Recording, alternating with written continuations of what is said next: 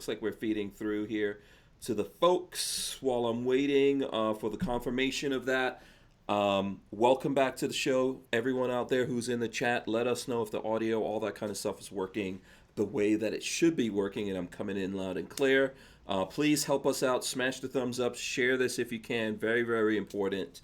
One of the most important things I want to remind everyone of is to go to hankstrange.com, sign up for our email list. That is the place where you can find out everything that you need to know about us all in one location. Also, while you're over there, you'll find stickers and patches. What am I saying? Not stickers, but patches. You will find the patches. If you buy the patches, either one of them or both of them, Lola will actually send you some stickers. So that's what I was talking about. We got a bunch of these gun vote stickers right here. We got from the NSSF. You know, funny story, a dude came over to the house to give us a quote on doing some work, and the dude tried to give me gun vote stickers. No. And I was Nice. like, yeah, thanks a lot. I have a lot of those. But I appreciate you supporting the Second Amendment. So that's what's going on with that. Please go do that. Like I said, smash the thumbs ups if you're out there. Share this if you can. Let's see here. Very, very important. We're still being ghosted. Still being ghosted. Big shout out to Franklin Armory. I am going to press the button. I think Tony's there, but his camera's off. I'm going to press the button. Welcome back to the Hank Strange Situation. Boom! Make sure you Lifestyles of the subscribe, Locked and smash the Loaded. thumbs ups, ring the bell so you can be notified every time we go live. It is Monday. It's kind of, it's not really free for all Monday, even though it's Monday, but it is kind of really free for all Monday. But Walter and Babyface are not here. Walter had some augmentation surgery to, the Keller business, Keller business end. That we're not supposed to talk about, I guess. No, he didn't. Let me not even... Wait, hold on a second. Let me just rewind that.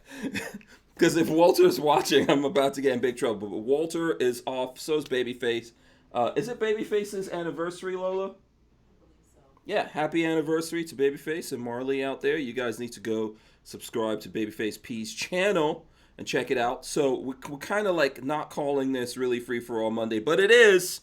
And joining me, I've got two. Let me do it this way. First of all, it's episode 662. I believe I got that right, or is it? Did I have the wrong number, Lola? I don't know. Lola will check and verify if it's 662. I don't even know. This is how. The title says 662. The title says that. It might not be right. We'll have Lola check it. But as guests, we have on. And talking about the 2A Rally virtual event that happened, we do have, boom, there he goes, Tony Simon, the man, the myth, the mountain. He's joining us. What's up, Tony? Hey, what's up, man? Glad to be on. Miss you guys. Miss seeing everyone at different industry events. But it's good we can still get together virtually, just like the 2A Rally was. Yeah, absolutely. Absolutely. That's true. And then also joining us, Rolando, the Puerto Rican pistolero. What's up, Rolando? How's it going, everybody? Good to be here. Yes. Good to have you guys here. So both of these gentlemen were at the virtual 2A. That thing was totally virtual, right? Yes. Yeah. Totally virtual. Yes. And if you missed it, it was Saturday. And I think it started at 4. Did it start at 4? Yes. Yeah, yes. 4 Eastern. Mm-hmm. Yeah. So it started at 4, and I will run in if anyone's out there and they're looking specifically for that because you missed it. Which even though we shared it with you and all that kind of stuff, we shared it with you. If you want to find it, here it goes. I'll run this in. Basically, second with the number 2ndamendmentrally.com. That's the page. You can go there, and right in front of the page, you will see, you can start playing that video that's about, close to 4 hours long. And you guys could go through that and see all the people, and you could share that video and do all that kind of good stuff. If you haven't already seen it, please do that and help out with that situation. Tony and Rolando, Latino Locked and Loaded, you guys were there, as well as Tony. Puerto Rican pistolero. Oh, it was just you? No. Locked and Loaded Latinos. Yeah, Locked and Loaded Latinos, right? No, I'm getting it wrong. you created a new one, Latino Locked and Loaded. Oh, I said. Whatever. It's Monday. It's Monday. Oh, man. It's real bad. It's real too bad. early for this. Yeah, way too many things going on. I don't know if it's too early or too late. But anyway, so we're going to talk about that. Tell us first who wants to. I don't know who wants to jump in there. Tell us about it. Go for it, Tony. Yeah, I saw Tony was there. I saw you. I caught you live. Mm-hmm. All right, cool.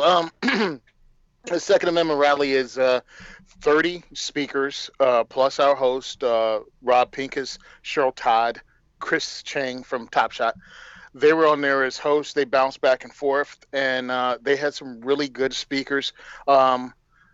It couldn't be done live because somehow our rally couldn't have more than 50 people, but they could have other rallies the very same weekend. But that's neither here nor there. We pulled it off, and we have a lot of people that watched the thing. And everybody was speaking about different aspects of the Second Amendment and what they thought about it. They didn't really give us a direction to go in. Just do you. And I thought I should talk about what I actually do, which is introduce people to the Second Amendment, to firearms, and to actual 2A advocacy groups. And I try to get people to become advocates. Mm-hmm. And that's what I think is really important about this rally, is that a lot of people want to know how they can get involved, or should they get involved, or maybe they're afraid to get involved. So when you have 30 different people from multiple backgrounds, Black, Latino, gay, I don't even know. All over the country, really too, right? You're representing all over the country. For Jersey. I think you represent for the whole country, but you do a lot of work for Jersey specifically. But it's a little annoying because I have to play identity politics and try to name whatever category everyone fits into. How's this? Human beings that care about their freedoms and yours, and also a freedom that protects you and your lives and people who aren't even born yet. This is for future generations. Mm-hmm. You think it's bad now. The world swings on a pendulum, and us fighting for the Second Amendment might further on either stop something or slow something down that could be tragic and end this country as we know it. And I think that's what a lot of us have to get straight, and that's why I hope a lot of people were motivated and will be motivated by watching this rally. Mm-hmm. Mm-hmm. Absolutely. PRP. Yep. See, I got it right. Ooh. Yep. Yeah, you got it. You got it this time. I'm just abbreviating it now. What was your take on the whole thing? Oh, I thought it was Did you great. just watch your part? Did you just go, listen, I'm just going to watch me? No. No, we were there. We were there the whole time. So Joe and I watched it start to finish. We broke out some adult beverages and we sat back and relaxed. Nice. And had a good time of it. And we were in the chat. So the great thing is if you watch their original feed, you'll also get to see the chat. So you'll get to see the shenanigans that we were up to. Wait a minute. What's chat? What's chat? The live chat of the actual 2A round. Oh, okay. All right. I thought you meant the messenger. No. No. Oh, that must have been a totally separate thing. Yeah, I saw the chat that was going on, but it was so busy. Like I was like, hey everyone. But it was just, there were a lot of people in there talking at the same time. I know when I was looking at it, it was like over 300 people commenting in there. Yeah. Yeah. So it was about 80 people in Facebook. I checked, I dropped in for that for a minute to check it out. Mm-hmm. And I mean, the entire time I was hoping and praying that I wouldn't actually have to go behind Kevin Dixie or Maj. I was like, oh, please don't. Please don't. Please don't put me behind either one of those dudes. So we have the list. I'll probably put that up tomorrow, and I'm sure you can go to 2A Rally on IG and see they have the speakers list in the order we were all in. Okay. So, or people could just skip. You could just skip through it and look at your favorites. No, don't do that. Look at the whole thing. Look at the whole. Kevin Dixie was early. I'm skipping through it right now. It was Yeah. I'm skipping through it on the thing, just so I could see who was there. So yeah, Kevin Dixie, he was early somewhere in there. Let me see. For people who want to know, he was around the 8 minute mark. Yeah. There he goes. Yeah, real early. Mm-hmm. He was I guess the real first, because Dana Lash kind of accidentally was supposed to be the opening. Right. I guess you could say the opening speaker, or give the opening comments, but they kind of started that, and then they had the MCs talk for a bit, and then KD was the. Now, if you notice in the First after that. background of KD, see it doesn't look like Atlanta Mm-hmm. in KD's background. That was actually New Mexico at the Whittington Center, the NRA's Whittington Center, and I was somewhere around there when he was doing that, because we were at the the Lucid Ballistic Optics Summit when he did that. So okay, he was early, Tony. He was early. You don't have to. The greatest thing in the world would have been if Hank would have ran behind Kevin, just right across the screen, wearing like a horse head, and right. just no mention, no nothing, just run right by. So you want to see me get my butt kicked? It would have been perfect. Yeah. Okay. I see the Pew Pew Jew was on there. He was on the podcast too. Let me run this in for the people. Boom. Pew Pew Jew. There he goes. He was on there also. You said there's a. Who was it? I think Tony. You said there's a list, right? If everyone wants to know, like. Who There was a list. I saw it on 2A IG. rally. Yeah, 2A rally on IG. They had the list. So it was pretty cool. I'm after Alan Gottlieb. You're after. Okay, that's not bad. Rhonda Mary was there. Hold on, let's click. Put me after a legend. That was great. Yeah. I'll throw in. Here's Rhonda Mary. She was there also. Rhonda Mary was on there. I'm just throwing up so that the folks who are watching right now, if you get, I saw people saying that they did watch it. Some people said they watched the whole thing. Some people just watched part of it. Like, it's all good. I thought it went quickly, and I thought it was well done, because I also spoke at the Gun Rights Policy Conference earlier this year. What was it, September? And they had a few technical difficulties, but I mean, it is what it is. It's technology. Stuff happens, and a lot of people go, "Well, it wasn't perfect." I'm like, "Look, dude, live broadcasting and trying to keep that many balls in the air." Right. Yeah. Tough. I mean, I can only keep 2 in the air at a time. But there goes Tony Simon. Let's see, Tony, you came on around what time? I'm thinking you came on, like you said, right after Alan Gottlieb, about 144-ish? 144-ish into it. Yeah, I never looked. Yeah. I didn't recognize, because Lola's like, I don't know who this guy is. Not you, Alan Gottlieb. And I was like, I don't know who that is either. And then I saw you. I was like, that's Tony Simon. So there you go. I'm sure I'm not the only person who was doing that. So no, I don't think I've ever met Alan Gottlieb. So what is he? He's, what organization is he? Second Amendment Foundation. Second Amendment Foundation. Boom. There you go. All right. When you absolutely positively have to sue a state overnight, Alan Gottlieb and the Second Amendment Foundation comes through. Yeah. Cool. Cool. I've heard of him, but you can't. I don't think I could put like every face. Put a face to every name. Let's see. Oh, John Crump. I saw this. Yep. Crumpy was there. Let's see. There we go. He was. You can cut in. There goes. Shout out to Crump. Crump is still, by the way, I spoke to Crump today. I shot a video with him today. Still breaking news on the ATF. Crump is still got document dumps from the ATF, man. I don't know. I think he could run out. He could go to like 2030 with those document dumps. Oh man. So yeah, we've got. I'm not sure when we're turning that on. Probably sometime tomorrow. On that, let's see who else here. Erin Paulette, I know. I don't know if you guys know Erin Paulette. I do know Erin Paulette. She was also there, right there. Let's see who else. I'm trying. I don't see Maj, Tony. He was towards the end. Was he? Oh, okay. Was Maj the closer? Is that what was happening there? He was close to being a closer, but he was close. Oh, he was okay. He was close to the closer. He was in the the two-ray bus. The two-ray bus. Oh, of course, right. Yeah. The tour bus. And it did it. Yeah. It. Let's see. Here is Pete Brownell.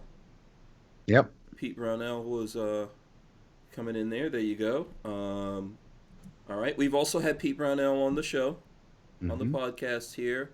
If I missed anyone, oh wait a second, I recognize this guy, Argo J. Yep. There's Argo. Never heard of him. Never heard of who she. Yeah. Should've Okay, Argo J, that is not me. That's Tony. That's Tony that did that one, but I totally agree with him. I don't know. Argo and I were messing around in the internal chat. That was we were making memes of each other and sending them back and forth. Here's Eric. There goes Eric of IV8888. Mhm. There you go. Awesome. A wall of guns behind him too, man.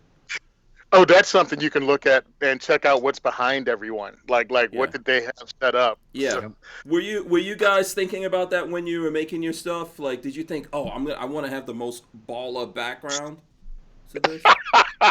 I actually set up my guns in the back. Oh, you did set up your guns in the back? Okay, because Rolando's like, what? That's like, where they. No, we just wanted to make sure that we could actually find a place where we could both be together, since we had to do it together, and it didn't look like totally plain. So we just used the same spot that we have behind me here. Right. Okay, yeah. Right now, I'm going to give the biggest baller background to Eric, though. Sorry. But Yeah. Chris Cheng's, if you're talking about where you want to party, Chris Cheng's was the best place to party. Wait, where was his thing? Hold on. Was Chris Cheng just on there by him? Because I see him. He was an popping MC. in. Yeah, he's an MC. He was one of the MCs. I'm gonna go back here to Chris Cheng. Oh yeah. Oh, check that out. He's got the liquor. Yeah. Oh yeah. He's got the liquor behind him. Much more. Yeah, than the rest. and he's got some guns. Yep. Uh-huh. He's got some guns on. He's got some guns. He's got a shotgun. Looks like an AR over there. Some pistols. Yep. Okay, that was cool. Yeah. Oh, definitely cool. Yeah. I'm gonna have to actually build a dedicated studio and man. actually. Don't let those guys. Don't let these guys. Okay, so here's Maj. Let me see. There he goes. Maj's was very Maj. Yeah, Maj was driving, of course. No, was he actually driving? Well, he's in the RV. I could tell he's. I'm guessing he was parked somewhere. Yeah, and he looks like he sparked up a spliff or something, but I'm not sure. Dude, he so looked like he sparked one up. I was like, okay, well, that's something different. Who closed out everything here? Let's see. Captain Sergeant. Yeah, Captain Peterson. Sergeant. Oh, Peterson. Captain Sergeant Peterson. He was actually on the show on Thursday talking about this. So for anyone who watched the show on Thursday, here was our guest, Captain Sergeant Peterson, with that. Oh, no, I'm sorry. He won the baller status. Is that a picture behind him or a real fighter jet? Oh, he was there. Oh, He was no. there. So, It's right in front of a Was base. it my God. F-15? Yeah, okay. We're never going to hear the end of that one. He outballed everybody. I So can't. seriously, you got to give that award to him. Yep. He had a freaking fighter jet. Yeah, I actually had breakfast with him last year. Mm-hmm. It was Jera, myself, Okay. Kevin, Iraqi veteran, Mm-hmm. the guy from Ballistic Inc., Okay. and Captain Peterson, Captain Sergeant. Sweet. Okay. So we all sat around. It was hilarious because it was right down the street from the Capitol building. Okay. And we're all in there, and we went in for breakfast, and I swear we stayed until lunch. Like, it was just us. We had a corner table, Sweet. hotel restaurant, and I learned a lot about these guys. You know what I mean? I mean, that's the awesome part. Mm-hmm. Like, I had 2 great breakfasts that weekend, and it had nothing to do with the food. It had nothing to do with the food. Mm-hmm. And I came away with friends, advocates, and people that understand. Mm-hmm. Just owning a gun is good, and voting is good, but advocating is really, really, really important. Mm-hmm. Because your vote only counts as much as the next guy's vote, or the dead people that are going to vote, against your gun rights. Depending on if you're in Chicago. Yeah. So you're really going to have to advocate for your freedoms. Now, if you do it now, great. If you do it later, fine. Mm-hmm. Like I said in my speech, the time between me buying my first gun and me started advocating is 20 years. Mm-hmm. Now, in that 20 years, I've regretted that I didn't jump in and start fighting then. Mm-hmm. Even if I knew my person by myself, we were still going to lose every fight we lost. Mm-hmm. I still wanted to be in that fight, because just because you're in a fight and not going to win doesn't mean you shouldn't fight. Mm-hmm. True. But I live in like, why do you? You know, I'm What? not trying not. I didn't want to cut you off there, but I'm curious. Like, why do you? Why do you regret it, or why do you think it took you so long? Were you busy, like, living life? You had other stuff going on. What was the reason, you think? Everything. I mean, dude, I was when I bought my first gun, I just got out of the Corps. Mm-hmm. Just got out of the Marine Corps, and it was like, all right, what's the civilian life about? Moved to Jersey for the first time. And, I got here. I worked for my family's business. We had to get it established. We were working 7 days a week, 24 hours a day.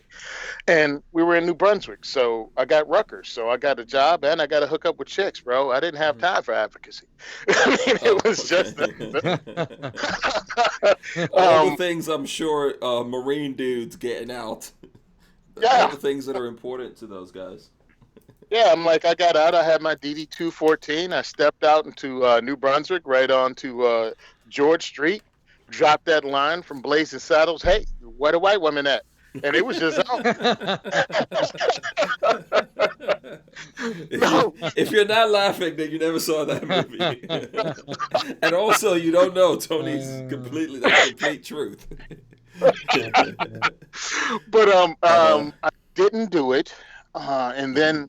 It was, my whole thing was surplus. I love surplus guns. So none of these laws affected me until I realized how crime-ridden Jersey was.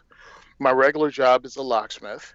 And if you talk about the rules of stupid places, stupid times, and stupid people, well, that's pretty much my job description. Mm-hmm. Break-ins, domestic disputes, and lockouts. So you were like walking into, I'm not trying to say all the time, but probably like a fair amount. You were walking into some domestic type situations, right? Guaranteed in the summer month, once a week, I'm walking into a domestic situation. Wow.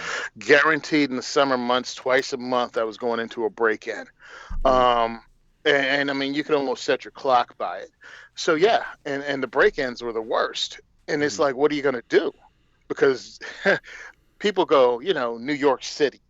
And that's pretty much where they stop when they talk about a crime-ridden area. They might know some names, but almost everyone's heard of Camden, New Jersey. Almost everyone has heard of Newark, New Jersey. Yeah, I live not far from Newark. People heard of Jersey City. I'm like, these were all places, and then you throw in Irvington, and then you throw in Patterson. Irvington, oh my goodness, yeah. So now I have that many places in the state this small that I'm doing business in. So I was like, how do I get a carry permit? And that's when I first realized, realized how jacked up the state were, because they were like, it's not going to happen. They have 1,500 carry permits in the state. Yeah. And this is the decision I had to make. And I think it all accumulated into me becoming an advocate, because I'd gotten sick of it. When you have to choose whether you're willing to do 4 years in jail if you get caught carrying a gun, or die not carrying one. When you have to make that choice. And I looked at it and I was like, well, I'm 24. I'll get out by 28. I'll be fine. And I strapped up. But now, man, I'm about to turn 50 this year, man. 4 years in jail with that medicine in that place? Night Train says, don't forget about Trenton. You know what's Trenton, New Jersey? Yeah, Trenton. Yeah, right. Yeah. Jersey's got a lot of places like that. Yeah, that, you know what? I understand exactly what you're saying there. You would think that Jersey should be better than New York in terms of easier access, and I think in some ways it is. In terms of what you could do, it's more difficult probably in New York, but New Jersey is still really difficult, and it's one of the reasons why I moved from there. Both my kids are born in Jersey, and then we moved out of there, and I moved to Florida because I realized, hey, this isn't such a hassle. In Florida, I can't stay in this place. Yeah, dude. Jersey does not have a Second Amendment in the state constitution. You can only own a firearm in New Jersey based on exemptions. If you pass the background check, if you have two people as what do you call them? Yeah, references. If you have references, if your chief of police approves, then you can only get one handgun a month. You know what I mean? And then, of course, they play the ever shrinking magazine game. So for the assault weapon ban, even passed nationwide, they had 15 rounds here. Now, I fought against the 10-round magazine limitation. I did everything I could to get people out, and we still lost. And that became law December of last year, I think, if I remember, or the year before. I forget. I was in the middle of a Rob Pincus class when all of a sudden the mags I Got had, crazy. Yeah. yeah. Right. And it was like, this is how ridiculous it is. And I knew it was coming. But the minute December 10th came, my 15-round magazines were not only illegal for me to possess, they were illegal for me to throw away, they were illegal for me to turn over to the police. They had to somehow disappear. I'm like, wait a minute, I can't throw it away, I can't give it to the police and drop it off at the police station, and it's illegal for me to possess. And of course they made up the arbitrary number of 10. Now, people don't get it, the next number is 7, because that's what New York did during their SAFE Act that they passed at 2:00 in the morning. So this is why it's important to get involved in advocacy, because you cannot trust politicians to listen to you or even change their minds. So get into it early and fight in places like Jersey, New York, California, Maryland, in those places behind the Iron Curtain, because that way it doesn't spread, because you're seeing it happen in Florida, you're seeing it happen in Nevada, Arizona. They're coming for you on a state basis. And if you think your free state is going to stay that way without you doing anything, it's not cool. Yeah. Yeah. It doesn't really matter. If you look at these organizations that are out there fighting against the Second Amendment and the kind of money and like true organizational powers that they have, they're not messing around. They're coming for everywhere. So you're not really safe anywhere. We're not safe. Rolando and I are in Florida, and this used to be the gunshine state, and we've already slipped back, and there's still people out there, trying to get their hooks in more. Before I get off New Jersey, everyone's talking about New Jersey, Trenton, blah, blah, blah. I personally lived in Linden. I lived in Roselle, New Jersey, which is not far from, what was it that you said? Not Newark. Yeah, Irvington. Yeah, not far from Irvington. I actually knew the Outsiders. I don't know if you're into old school hip hop, but the Outsiders are a rap group that's from Irvington, and I knew those guys. Yeah. Oh, you knew him? Okay, cool, man. Lauryn Hill's from Newark. Lauryn Hill was down with them before she obviously was with the Fugees and stuff like that. So was Eminem, actually. Eminem was cool with them before he blew up, too. Yep. Yep. And, I mean, it's funny because if it was not for the taxes and the gun laws, Jersey would be such an awesome state because you have so much here. It's right outside of New York. So you got the talented people that can't afford to live there or rather, live on this side of the tunnels, bridges and tunnels. But it's like a lot of talent. A lot of great beaches, a lot of awesome food of almost every ethnicity. You want to have Cuban food, roll up to Union City and eat all the Cuban food you want. You want to go to Patterson, every corner is a different nationality or culture. I mean, there's a lot of good here. And then it's that they want to steal your rights and your money. Yeah. And that's why we moved from New York, bro. We moved from New York to Jersey, and I was like, "Oh, this should be better." Not so much. There's a couple of things. Like Jersey has one of the lowest gas prices in the nation. There's things like that, and actual retail tax is pretty low. But then everything else is really high. I think the highest I ever paid in taxes for a house. Our house, when we moved from Jersey, I think was like I want to say we moved in 2003. The taxes on our house was $13,000 every year. Ooh. Oh, property tax? Yeah, property tax. I was at a lady's house in Summit, and she told me her property tax was $55,000 a year. Yeah. Oh. Yeah. Well, one of my friends had the same exact house, like the house we had, but he bought it like in 1980, so it was paid off. And the last time I spoke to him, he was like, "Man, when I have to pay this now in cash." And I think this was way after I was living in Florida, and he said it was $20,000, and he was retired, and he had to go pay $20,000 every year. Yep. Or they would take his house. Yep. Yeah, so you don't really own that house, do you? No, you No, don't. you Yeah. No, sir. Never ever. Yeah. If This is, to get low property tax, you pretty much have to live in a freaking swamp. I mean, it just has to be bad, or you have to be out in West Jersey, where there's like absolutely nothing in West Jersey, but you're still stuck with all the Jersey laws. yeah. So yeah, sure, your property Might tax. as well be in Delaware or something, man. Yeah, I mean, you might as well be in Delaware or PA because Yeah. you're paying all the bills, hmm and you have lack of freedom, but you have like some property. Yeah. But you're never gonna stop paying for it. Well, I mean, I didn't mean to bash Jersey. Governor sucks too. I mean, I didn't listen, mean to- I still love Jersey because my sons were born there. They were born in Hoboken, same hospital as Frank Sinatra. You know, it means something to me. It doesn't mean anything to them, you know, but it means Who's Frank? Who? yeah. Like, okay, so what? You know, Frank Sinatra? Did he invent the hot sauce? Is that where Frank's Red Hot come from? yeah, they could, you know, these kids nowadays.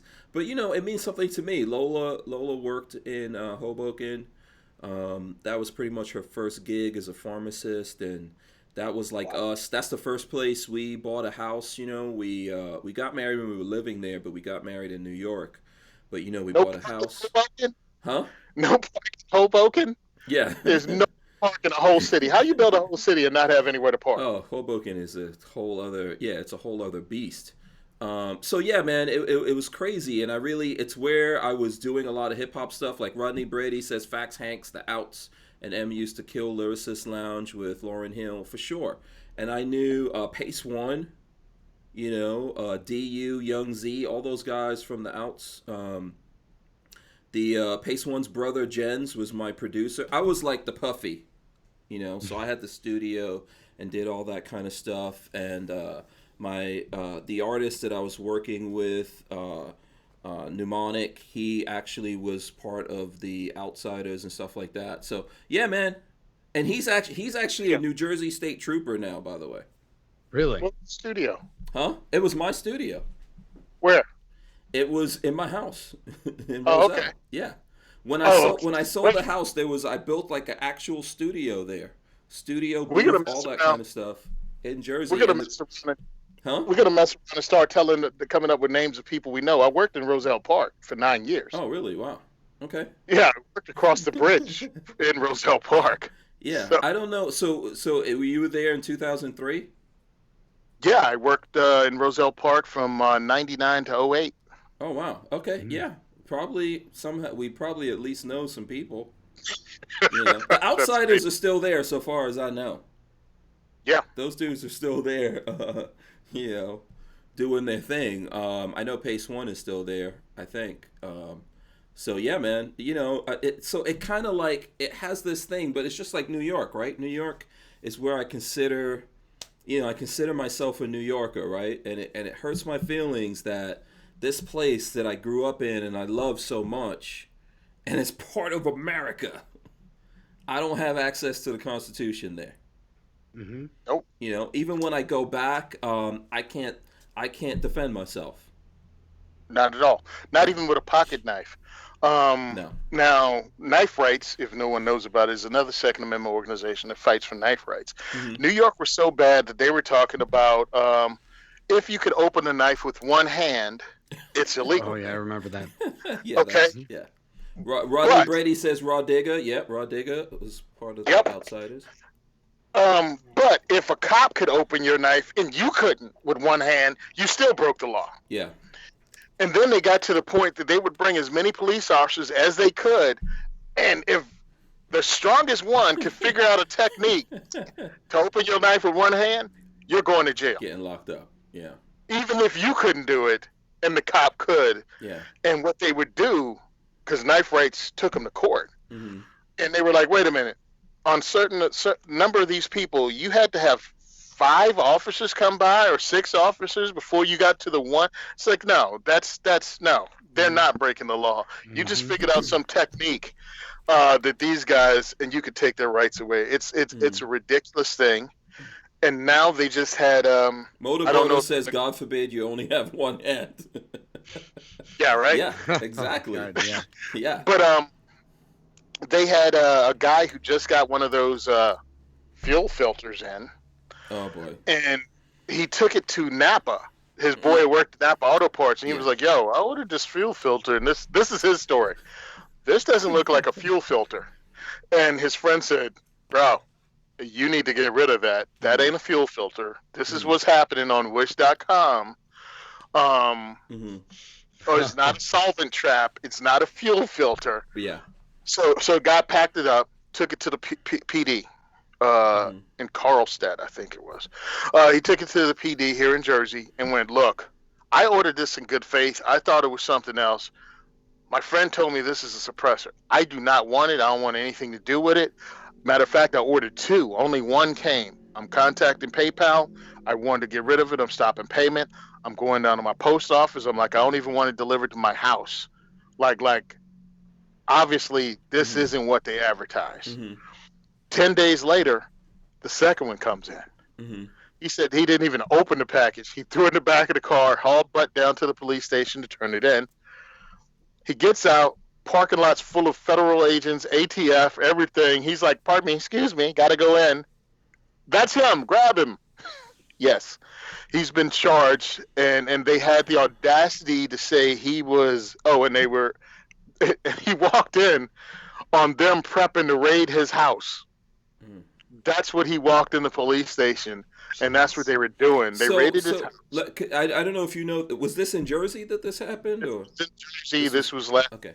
Yeah, I heard about the story. I don't know if we got a chance to talk about it. No good deed goes unpunished. Yeah. But here's the thing. Can I ask you this? So the fuel filter that he got, was it completed? Were there holes all the way through? I don't think there could be possibly holes in the second one because he never opened the package. Okay, but the one that he turned into them, was it drilled all the way through? I don't know. Yeah, because technically it wasn't. It was not a suppressor until it was made into that, right? So I would fight that. I have a feeling that guy will get off of that if he fought that, unless he drilled it through and used it as a suppressor. Then they can't really, because yes, I know there's a lot of people in America who are ordering those things, but the only way for you to legally use that as a suppressor is you get it and then you file your Form 1 or whatever it is, and when that stuff comes back to you, then you do that. Other than that, that is not a suppressor until it's drilled all the way through. It's not going to work in Jersey because you don't have suppressors are illegal for civilians. Yeah. But what I'm saying is it wasn't technically a suppressor. If it wasn't a suppressor, it could have been made into one, but if he never made it into one, then he didn't do, in my opinion, he didn't do anything wrong. Well, they hit him up for 4 different charges. They had the audacity to hold a press conference and said he was an international arms smuggler that smuggled them into New Jersey. He had a couple thousand rounds of ammo in his home and assault rifles, and I'm like, a couple thousand rounds? Yeah. I'm like, you don't sell 22 in like 300 round bricks, yeah, right? It's lightweight. Yeah. I'm like, and bro, a couple thousand rounds? If you don't have a couple thousand rounds at each caliber you're pushing, you're slipping in them amateur numbers. Yep. Facts. Not trying to be elitist or anything, but yeah, man, a couple hundred rounds. Come on. Yeah. You go to the range, you're going to shoot a few hundred. Your entry-level gun guy has that. Yeah, exactly, Rolando. Your entry-level gun dude has that just to go to the range one day. Yep. Yeah. Yeah. So, yeah. Brian Quick says the guy's story sounds suspicious. I think he got scared and he did the thing you should never do. Never rat your own self out. Yep. Okay? If you're worried about that thing, destroy it or do whatever you're going to do, but don't rat yourself out because these people don't give a crap. Yeah. You know? The police are not your friends, bro, when it comes to firearms-related things in Jersey and most towns. One, the ignorance level is high. Most cops aren't gun people. So And I've trained officers and I've trained with officers. Mm-hmm. And even the way they train and the words they use, like threat, Mm-hmm.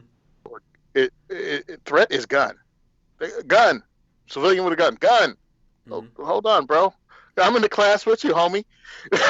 like, I'm a civilian in the class with law enforcement, and y'all we're gonna pull the trigger when we see a civilian with a firearm. Mm-hmm. Hi. Mm-hmm. Mm-hmm. Yeah. So the mindset is wrong, in my opinion. Mm-hmm. And then that's just a problem all the way around. So again, that's Yeah. why you need to get into advocacy, Yep. because we can't blame the cops. Mm-hmm. Well, the cops are going to do their job. I'm sorry. I mean, I know some people may have a cousin, nephew, uncle, whatever, that said they'll never suppress somebody's rights. But cops are going to do their job. They spent most of their adult life doing this job so they can get a pension and retire in their 40s. Mm-hmm. Yep. They're not going to give that up for you. Yeah, I think Don't in a radical situation that's clearly blatantly, some massive infringement. So, for example, if the scenario is that department says to them, "Okay, we're going around today and just taking guns back from people. We don't give a damn about the Second Amendment." You're gonna have some of those guys that are gonna go, "No, we're not doing that." But yes, I also agree with you that every day that's a person who has a job. Mm-hmm. They've got supervisors, bosses, procedures they need to follow. They get fired. Then their family has to, is going to suffer out of them being fired and not having a job. It's not right, but I don't think, like, we've had police officers on here talking about this. At the end of the day, we need to do something about it. Those guys going and taking that job, that's, to me, not their responsibility to fight that. We as the citizens have to go, no, you can't have police officers acting like this. Well, they're going to enforce. This isn't their job. Yeah. Yeah, they're going to enforce the laws that we allow the politicians to pass. So Yeah, that's exactly. basically how it's going to be. The people So we need the to only go way after to is their stop it. bosses, right? Yeah, the only way it's exactly. going to stop is if they don't have any laws to enforce, and then it'll be easy. Then it'll be pretty easy when you see a cop go overstepping the line, because it's going to be like, no, that law doesn't exist. Yeah, You got the Second exactly. Amendment. That's it. It's the same thing that we need to do with rogue cops or cops that use excessive force, etc. I'm not saying in that case that person has a problem, right? If they're racist, if they use excessive force, etc., they have a problem. But still, we deal with that through their bosses, the people who hire them, the people who have these guys there within the police department and don't do anything about them until it winds up costing the city that they work for, the people in the city, millions of dollars because now they're getting sued or whatever it is. We still need to deal more directly than that. And of course, if that person is a criminal, whatever, they need to get arrested, go to jail, all those kinds of things. I'm with that. Let me just say this real quick. Out there, shout out to John Voorhees. He's out there. I know he was asking about Walter and Babyface. Babyface is off. It's his anniversary. Walter is also off. And I know John is out there. John's, Walter had the elephant package. That's just code. It's just code. If you see Walter, just say, Walter, code elephant package. But anyway, now I forgot what I was saying. Shout out to John Voorhees, though. I know he's not feeling well, and I think he's in the hospital. So shout out to him. Hope everything works out. He gets better. And Kwaku James says, and that's why it's important that we need to speak up about our gun rights. Yep. So Very much so. Yeah, absolutely. Okay, and one of the things, listen, we're in the gun community. It's us in this room. Mm-hmm. It's the gun community family. Mm-hmm. Yep. When we host events, when we have rallies, when we have protests, we hear all kinds of excuses by the guys on social media talking about, I wish I could have been there. But those are some of the same people that go, cops should quit their job. I'm like, bro, you wouldn't take the day off from your job to protest the law.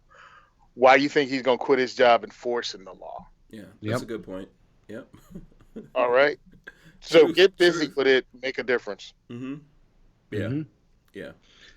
Yeah, I definitely, like Tony started, saying that you regretted not getting into advocacy sooner. I can definitely sympathize because, Hank, you said in Florida we kind of took it for granted for a while. I think we definitely did, and I know how I got into firearms was a pretty positive experience. The first time that I went out shooting, I was 18, I think 17 or 18, and a lot of my older friends had come back from deployments in Iraq and Afghanistan. And my first day on the range was shooting AKs, ARs, Benelli shotguns, M9s, everything. So from the start, it was like, this is what you can own here. No big deal. Everybody was there with their girlfriends, wives, and, a bunch of different people. You had every race and religion you could think of. It was just a big group of like 20 of us, I want to say. And that's kind of how it always was. And since then, I never really advocated, but I always took anybody that I could, that I thought would be receptive to it. Hey, I own a gun. You want to go out shooting sometime? And they'd be like, oh, yeah, that's kind of cool. And I guess in that way I did advocacy, or at least destigmatized it. But I never really, thought about it in the greater picture because I kind of took it for granted because I was like, hey, this is something that we can do. It's not a big deal. And I didn't own an AR-15 at the time. Just because, I was still in college. It was a little bit expensive to own a rifle at the time for me. But I had friends that did. So for me, it was just kind of like, yeah, you can kind of get whatever you want. And I still didn't know all the restrictions or anything like that because you know what you know at the time. So for me, semi-automatic AR-15, it's like, well, that's the best you can get. That's awesome. You don't know the restrictions on fully automatic weapons or anything like that, or, having to get a tax stamp for a suppressor. Or things like that. And even sometimes the people that own those things, it's even not a big deal for them when they get it because they just think it's so cool that they don't even think about the process. It's like anything else. It's like when I have to get a license to drive a car. So we're so conditioned that for certain things that we think should be our right, we're already so used to it that, oh yeah, of course I have to get a license to do something, whether it's to drive a car, own a gun, catch rainwater off my roof, stupid things like that, put on solar panels, anything, I got to pay somebody for it. And that's just the way it is. So you got to ask someone's permission. Yeah. So you're conditioned to it. True. If nobody else tells you otherwise. And so I think sometimes people in the gun community get angry at the ignorance, but sometimes it's almost basic ignorance because if you don't have anyone around to teach you something, then of course you're going to end up that way. So you have to first find out what somebody knows. If somebody's willfully ignorant or they refuse to listen to facts, then you can make fun of that person and hate on that person all day as far as I'm concerned. But if they just believe what they believe because that's all they know, you need a better approach than that, or else you're never going to break through to them. They're just going to think you're some crazy a-hole or gun nut that's yelling at them about the NFA when they don't even know the process of buying a handgun. Preach on, Rolando. Yeah. And you're 100% right. And that's the part of, if you do not fight, you're one generation away from losing your rights because all they have to do is get you used to paying this tax, to asking for this permission, and then it becomes status quo. Yeah, one generation. I think we're literally a couple of weeks away from losing our rights, bro. I agree with you. I'm not, but I mean, well, I'm talking about as in the fact that no one even bothers anymore because it just became the, oh God, I hate this term, new normal. It's the new normal. I'm like, no, that's you being lazy. We need to turn this thing around. Yeah. And we can. We fought back before. We came back from the assault weapons ban. We've reversed some things through hard work and advocacy, because that's the only way it happens. People like Tim Knight got senators recalled in Colorado. We attempted to do a senator recall here in New Jersey in 2015. It did not work, but we still put in the work. Why? Because you got the experience. Okay, fine. We lost. But guess what? They knew you fought back. We put them on notice. Yeah. They knew we fought back. Oh, and they shut us down. Within 12 hours before the event took place, they put political pressure on where the event was going to take place for us to get all our books and learn what to do. They shut us down. So in less than 12 hours, they had to find a new place for us to be. And they did. For half a day, a guy had a wedding hall, and the wedding wouldn't kick off till we had to be out by noon. We got there at 8 in the morning. We handed out our pamphlets. They told us how to handle it, and we left. When we came back at the end of the day, it was under an awning at a 7-Eleven across the street in the rain, but we still got it done. It's called a fight, man. Mm-hmm. Nobody says you're going to win, Mm-hmm. but you better fight because you make them fear it. And when you live in a state like Jersey, California, behind the Iron Curtain, the ones everybody tells us we should move out of, Mm-hmm. if we keep the fight here, if we keep those people spending their funds here fighting us, they're not using those in your state. True. That's why it's important to support Second Amendment advocacy on a local level, number one, and two, in states like ours. So donate to organizations in California, donate to, again, organizations in those states that are fighting the fight. True. Also, diversityshoot.com. Absolutely, without a doubt. Let me get some shout outs in here. Big shout out to Scorched Earth Firearms. You know who that is, right? Rod Mills. That's Rodimus Prime out there. He says, I've had a record amount of students that have gotten certified for concealed weapons certification. Congratulations, Rod Mills. Also, let me do this. Everyone who's out there right now, smash the thumbs ups, okay? You guys need to smash those thumbs ups right now. Helps us out. We're trying to overcome what's going on here. We got a lot of people here in the chat. You can really help us out by smashing those thumbs ups. We do appreciate that. Let's see. There's a couple of things going on here that's happening tonight, so I want to try to hit some of those things. We did talk about the Second Amendment rally. We can always get back to that, but I think there's some other things going on. So one of them that I want to hit up on and get your opinion, Simon, as well as you, Rolando, obviously. So here, I'm just going to show you guys the headlines, and then we'll get into this. Remington workers given notice. Okay? Old owners letting workforce go Monday. So the Remington Outdoor Company, the owner of the Remington operation in Ilion, that's in upstate New York, notified 585 union workers in Ilion on Friday that they are being terminated effective Monday, October 26th, which is today, the day of this podcast.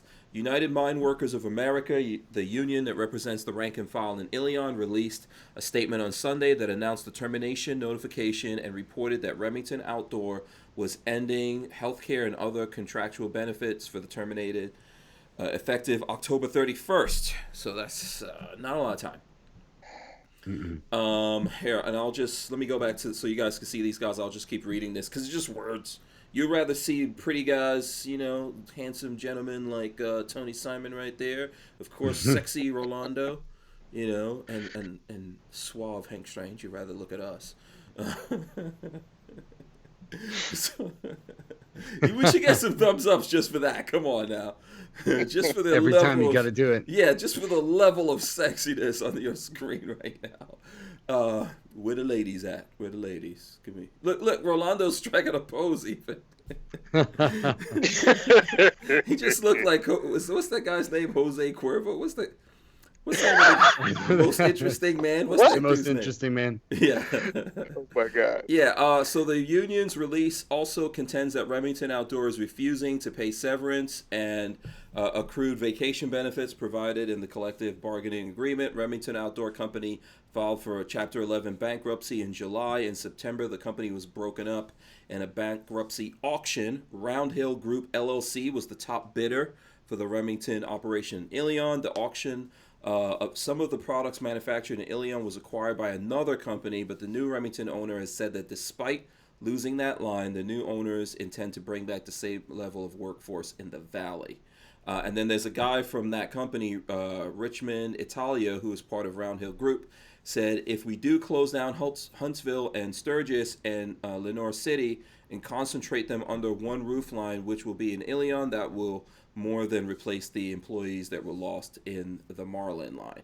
So I can go on with this, with what they're saying. Round Hill Group, we don't know a lot about them.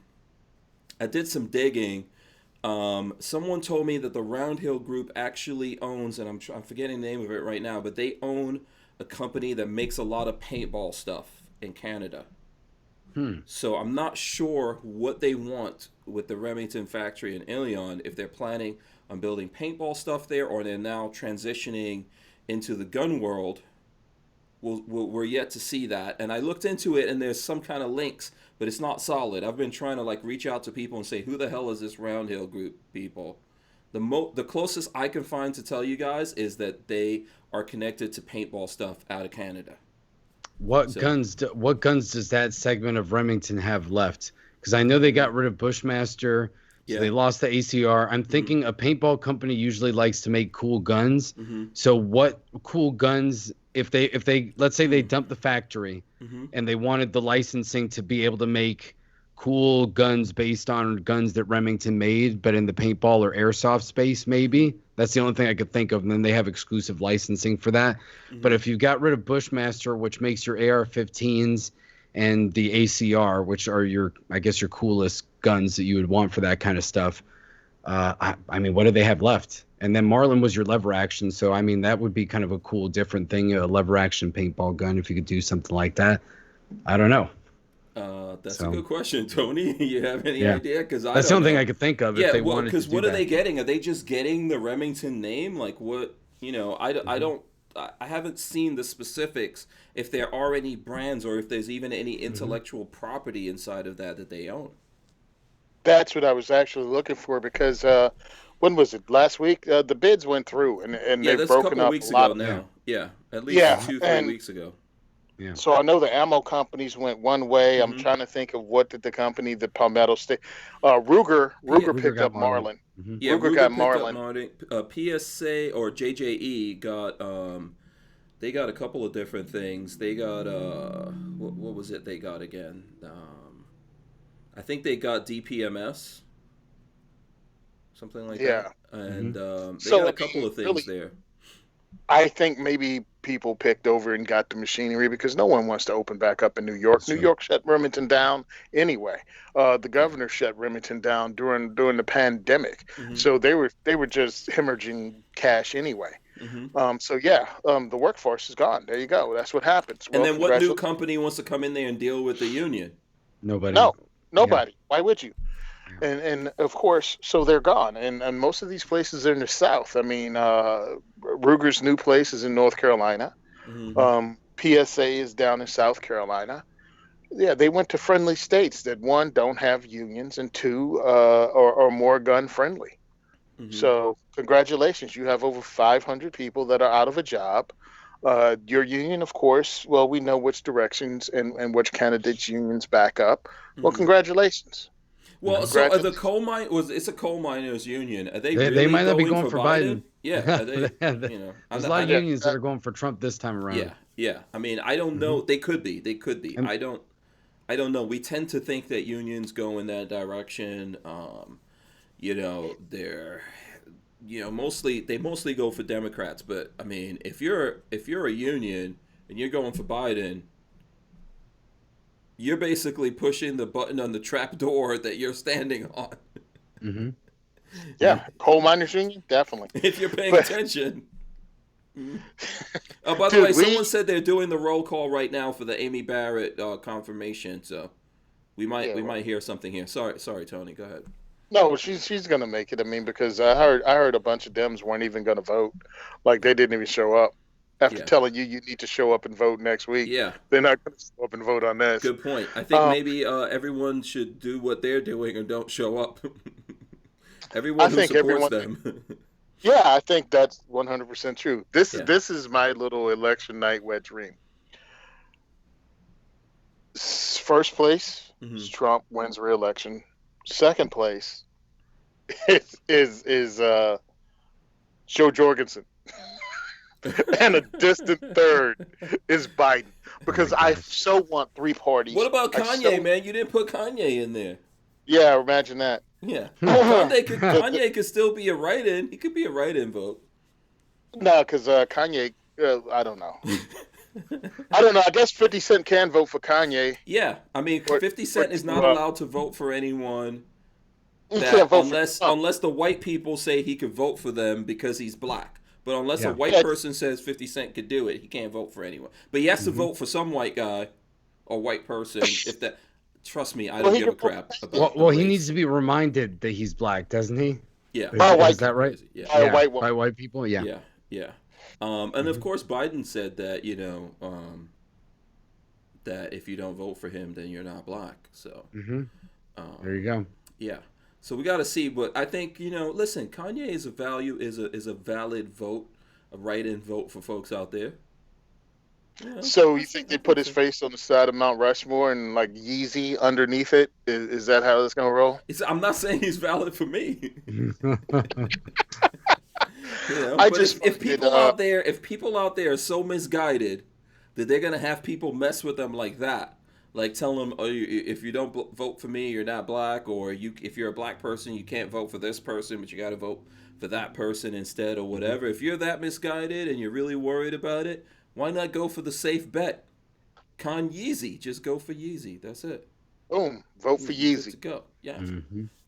So Kwaku James says, I guess I'm not black then.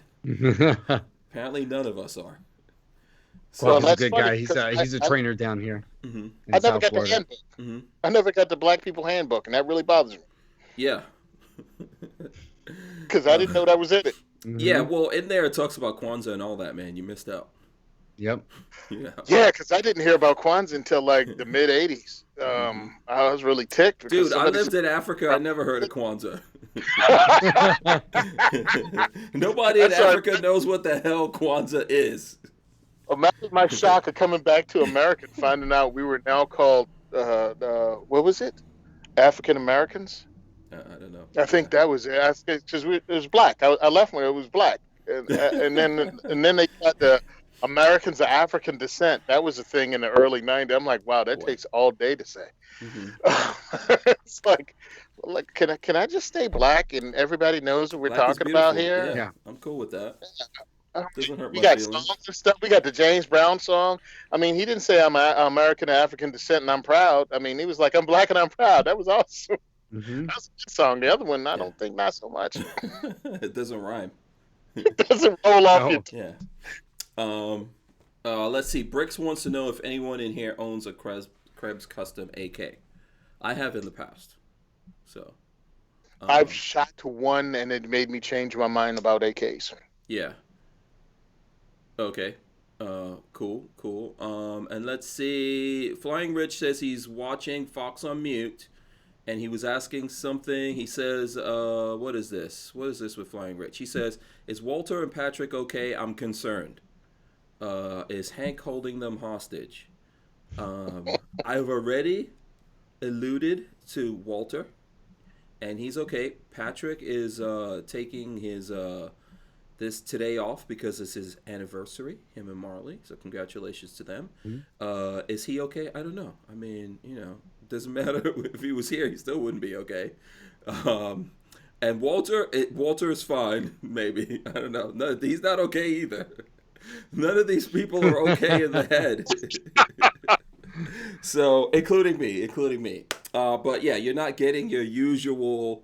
If you're the fan of the Free for All Monday, it's me, it's Tony, and it's Rolando. What more could you ask for?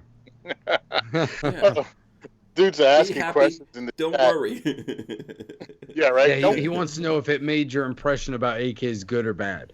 Oh, okay. That's what he wanted to know. I was yeah, trying to. that makes sense. Yeah, I did not like the way AKs felt. I didn't like the recoil impulse. The sight picture. Again, I own SKS.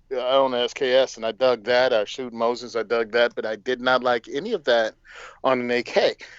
Guy rolled in and had a Krebs custom. The build quality was awesome. The sight picture was great. The trigger was amazing. So yeah, I mean, definitely, it really changed my mind that an AK done right is a solid AK. And now, in my opinion, that's a lot of money to spend on an AK, but you're buying something that's top of the line. And then when you sell it, if you choose to sell it, you will get more of your money back than if you a Wasser 10 and try to get rid of it later on, especially now when you're going to overpay for the Wasser 10. I just directed one of my guys. He was like, hey, I just saw a Wasser 10. You got to love this. He was like, yeah, it's really beat up. So I don't know if it was distressed or whether it was just a trashed Wasser 10 for $1,500 here in Jersey. Yeah. And I was like, bro, do not Do not. I will slap the taste out your mouth if you buy that gun. I was like, look, save up a little more because he had a knot. He'd won some football bets. Mm-hmm. I was like, buy a custom AK. I was like, drop another 500, buy a custom AK. And if you shoot it and don't like it, you'll probably get a larger percentage of your money back. Because after this pandemic, the dude who pays $1,500 for a Walther 10 is just going to be angry if he tries to sell that right now that might be close to the going price. I'm not sure. I'm not saying that it is. It could be right. Like a Walther 10 right now. I mean, yeah, it was 12. Yeah, depending 12, on where you are too. Yeah, that might be the thing. Eric Hammond says Rifle Dynamics. Look, there's a bunch of different people. Krebs is a good gun. Krebs is not a bad gun. It's going to cost you some money, but I think at the end of the day, you're not getting ripped for the money. It's just, do you have that? But there's several companies out there right now making good AKs, including Kalashnikov USA's got stuff, and Rifle Dynamics. What's his? Oh man, what's his name? Went and formed his own company now. Jim Fuller. Jim Fuller has, what is it? Fuller AKs or something. I think him and Travis Haley got together. Yeah. So I shot. have a lot of what do you? options. Huh? What do you think of the AK-20? I shot that. That's from Arsenal. Yeah. Look, I think that PSA is making some good AKs. Honestly, I think PSA is making some good stuff. The guys from Accutech that I've done some stuff on, and I have one of the like my AK right now is an Accutech AK, and that's a bull barrel. It's made here in America, right? So they're doing some. You have a lot of good options if you want a good AK out there. So yeah, see, I don't know about the whole AK. I mean, I've been shooting AR-50. Well, yeah, M16A2. High Point doesn't make an AK yet, Tony, but they might. Shout out to the High Point dudes out there. they might actually do that one of these days. Wow. Hey, you never know. High Point's been on the come up. I still don't know why they made a 380 carbine, but whatever. Right after that yeet cannon. Hey, that yeet cannon, man, had the whole industry on its ear for an entire year. Yeah, we're still waiting on it. We're still waiting on the yeet cannon. Yeah, I was actually talking to them a couple months ago about that, and they were like, COVID derailed a lot of things because it took a lot of the businesses that supply the parts. Especially in where in the country, like you were saying earlier, Tony, there's certain parts of the country where the government of that country didn't support, or the government of that state, right, did not allow manufacturers making gun stuff to go back to work and build things, and therefore it's made it difficult. So, people were like, oh, they missed an opportunity. I'm like, look, they, at SHOT Show, I know you spoke to them, I spoke to them, and they were like, look, we're pushing 4, and I think it was like, middle of the year, last quarter? They were looking to try to get it out, but they were like, look, we're not in a rush. And the reason is, it's a High Point. Everybody poops on High Point now. If High Point does not debut a gun that runs, it's over. Yeah. It's just over. So yeah, they're gonna have dudes do 1,000-round test without cleaning it and all of that. And that High Point yeet cannon has got to run like a typewriter. Yeah, for sure. And I think that's the same thing with every ammo too. Yeah, that's definitely the same thing going on with PSA's Dagger. Just by the way, if you guys haven't seen it actually hit the streets yet, even though they were selling it, I think there was a press release which I don't have in front of me right now. But there was a press release saying there was some problems. So they sold a bunch of them, but there were problems with I think something connected to the trigger or something like that, and they put it on hold. They're going to fix that before they put it out to those people. They give those people an option of getting their money back or still getting the gun and getting incentives and things like that. I think I was going to talk about that Friday, but stuff came up and we couldn't do the show on Friday. So it's tough, and they're doing that faster than High Point developed the yeet cannon, right? Yep. So it's not easy putting something out there the first time in this world that we live in, and you mess it up, and then you got to live with that forever. Well, everybody can't. I mean, look, people don't get how long that your name turning in the mud takes to get over. I Mhm. mean, there's still people that talk about M16 is not dependable because Mhm. what happened Yep. in Vietnam. You have people still, hey, Kimber still catches it. Mhm. Taurus will Yeah. probably never get up under that quality control Yeah. bus that I ran still them don't over. like what you call it. The people that make the XD. Springfield. Springfield Springfield Armory Armory. because Yeah. of what they did in 2016. Yeah. Yeah. Yeah. Still mad about Yeah, it. I really want to do an interview with them because I want to find out now that a bunch of water is passed. You know what I mean? Time has passed. Like exactly what? Because again, living in Jersey, sometimes you have to deal because they're in Illinois, which has a strong Dem majority. Mhm. So why did you do that deal? Like, was it that much political pressure, or were you just going, you know what, we can get a cutout and we can get a good deal and screw everyone else? Because I'll tell you, Only if you Springfield, assume people won't find out what you did. Yep. yeah, because Springfield Armory helped me out when I first started. When I started the diversity shoot, I met Rob Pincus down in a range in Jersey.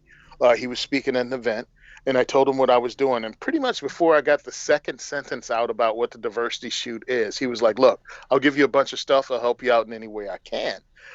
And then he's like, "Have you thought about approaching the industry?" And I was like, "What do you mean?" He said, "Talk to companies, go to trade shows and talk to companies and see if they can help you." Mhm. Well, I cold called because I had Mondays off. I'd cold call 20 companies every Monday Mhm. and get shut down. Mhm. And Springfield Armory was one of the ones that pretty much sent me about $1,000 worth of swag, Mhm. T-shirts, patches, just anything they could send me, catalogs, because I wanted to give it to people to get them interested. I had Mhm. them as a raffle gifts to help pay for the food I used at the events, and they helped me out for 2 straight years as a small. Okay. Like, Wow. Yeah, that's Mhm. so definitely a good thing. You know that that. was second Yeah. amendment advocacy, Mhm. and then like I stretched that stuff out and gave it away for over a year. So when I approached them, because I think it was 2016 in Atlanta, right? That's when we heard, or was it Louisville when we found out that pretty much Springfield stabbed us in the back. It might have been Louisville. I was Might like, have been. I don't get it because it happened like the If not second Shot day. Show, it wasn't at Shot Show, right? No, it was NRA. It Okay. was NRA because it was Mhm. it up until the last NRA, it really put a damper on things. But man, that last NRA was off the hook. Hmm.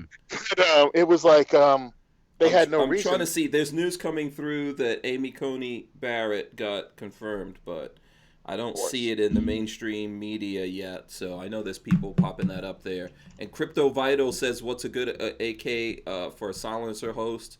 The Krebs is not bad. There's a couple of different ones out there that you could very easily put. You could, Fox says that she's in. yeah, you can easily put a suppressor really on any AK. It's just got a good suppressor for it. You're gonna need a pretty tough can for that. So, and there's a couple of those out there. Liberty suppressors make 50, some. 5248 confirmed. Hmm. Okay, yeah. Yep. Yeah, it came up on the screen earlier. Mhm. Mhm. Yeah. So, we'll probably talk more about that out there. Rain wants to know, Hank, do you have the IWI Tavor? He said he put favor of it in, but I think he means Tavor bullpup. 300 blackout. I don't have the 300 blackout version. I have a regular 5.56 one. It's pretty good. I like the Tavor. I think the X. If you're gonna make a choice right now, I would say go for the X95. Are they even making the Tavors anymore? I don't think so. I don't think so. I think they No. switched over. Yeah, I think they switched to X95. So. What class was I running? Costa class. Mm-hmm. I was in a Costa class, and one of the guys. It was hilarious because as a firearms trainer and a dude who was in the Marine Corps, I've trained people in my classes, but I'm more realistic. You know what I'm saying? Mm-hmm. Like the regular homeowner, come to my class. I'm teaching you firearms fundamental and basic defensive use of your firearm. So I went to Pinka's class, and it was still mostly regular guys. Some dudes wearing like the 511 pants. I went to the Costa class, dude. It looked like I was getting ready to deploy.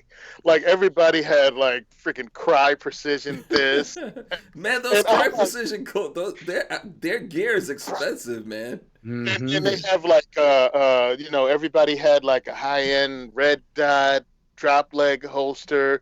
I'm like, hey chief, after this is over with, like I'm getting on a plane and going to Kuwait. What's going on? The guys had Pavors. They had, and that's when they were running, and of course the Pavor went down. and kept malfunctioning. So the guy switched over to his high-end AR, whatever that was. Another guy had a FN Scar. So he was running a Scar. Another guy was like, everything was top end. I showed up. Man. Luckily, my boy had a Modern Material rifle. I don't know if you guys heard of Modern Materials, but they're here out of Jersey. And one of the owners, my friend Joe Savio. So Joe was like, Tony, could you run my rifle in the class? And just it's like 1,000 round, 1,500 round class. And give me your impressions of it, and hey, just talk about it on the show. I was like, all right, I go into it exactly like this, and I'm praying, please let this gun run, please let this gun run. Joe's been a friend of mine for years, and if this gun craps the bed, it's like I'm not even gonna tell people I was in this class. Like I'm just never gonna bring it up again. But I'm there, and I'm looking at everybody with guns that cost what, $2,000 ish, and my backup guns that I bought just in case. It's like PSAs. They cost me like $600 total. But I've had multiple I've given classes. I mean, one's, I'm not going to bring it on screen. It's right here. It's my home defense gun. That's how easy it is for me to get. That's how much faith I have in it. But I'm like, yo, dude, what is up with this? I guess the tactical side of this industry isn't that big, but man, do they spend a bunch of money. Yeah. Well, it's like guys in cars. That's what happens. It's the same thing. Well, we need to get them active politically. That's the thing. They're not.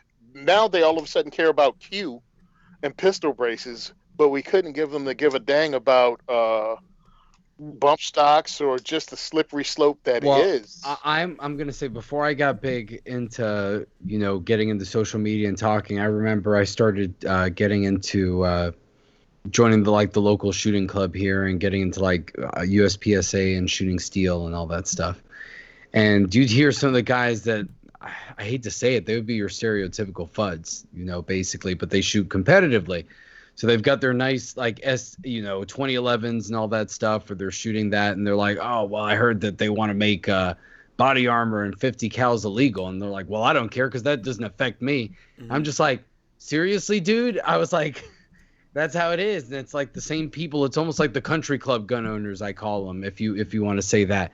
Where it's like, well, I really don't care if they can't do it. And even if they license it, it's not a big deal because I'll just pay for it.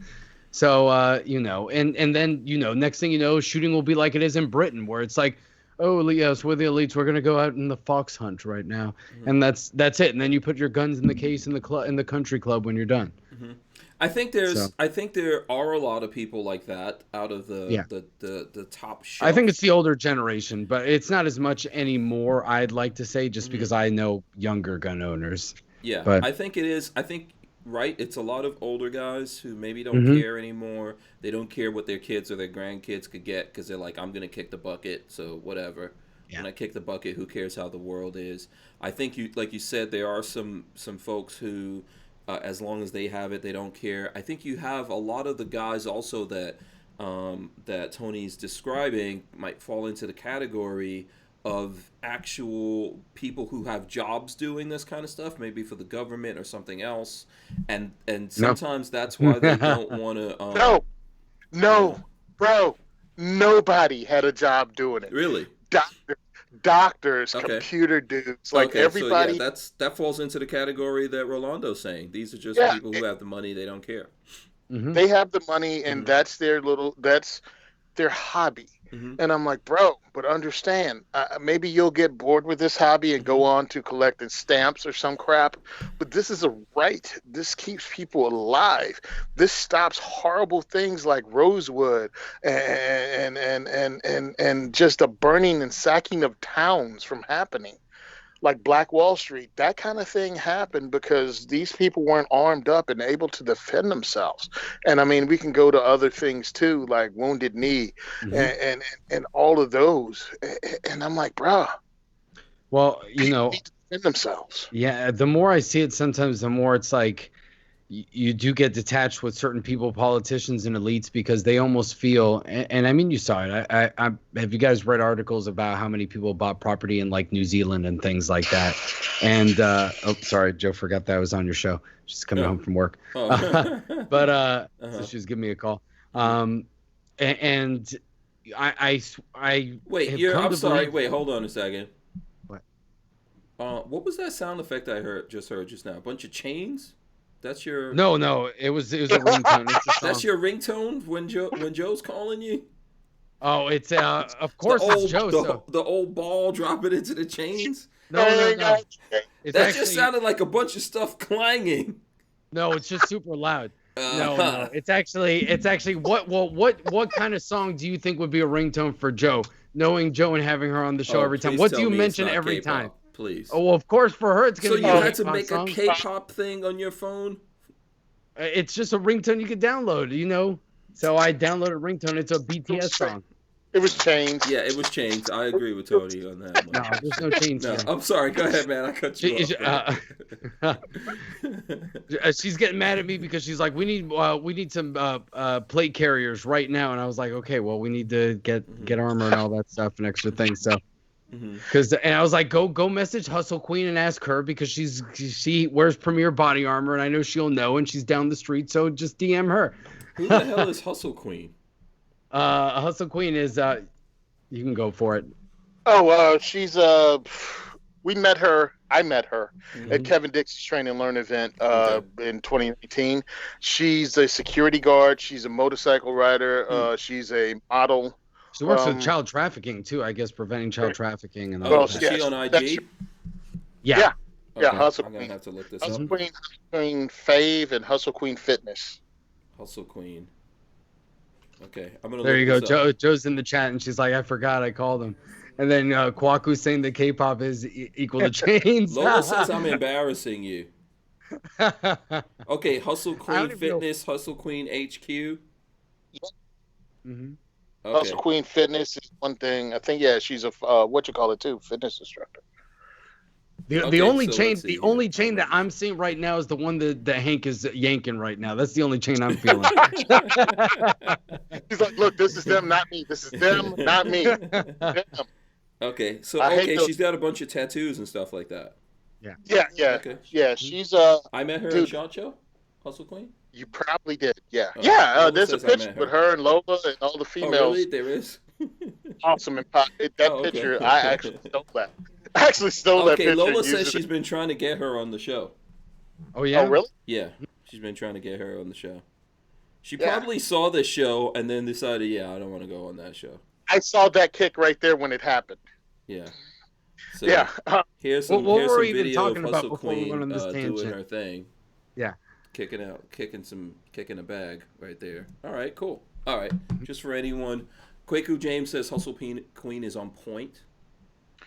She has no ego, bro. When it came to training, she was like, "I'm here to learn," and would, because we had so many instructors there. Every time I turned around, she was practicing something.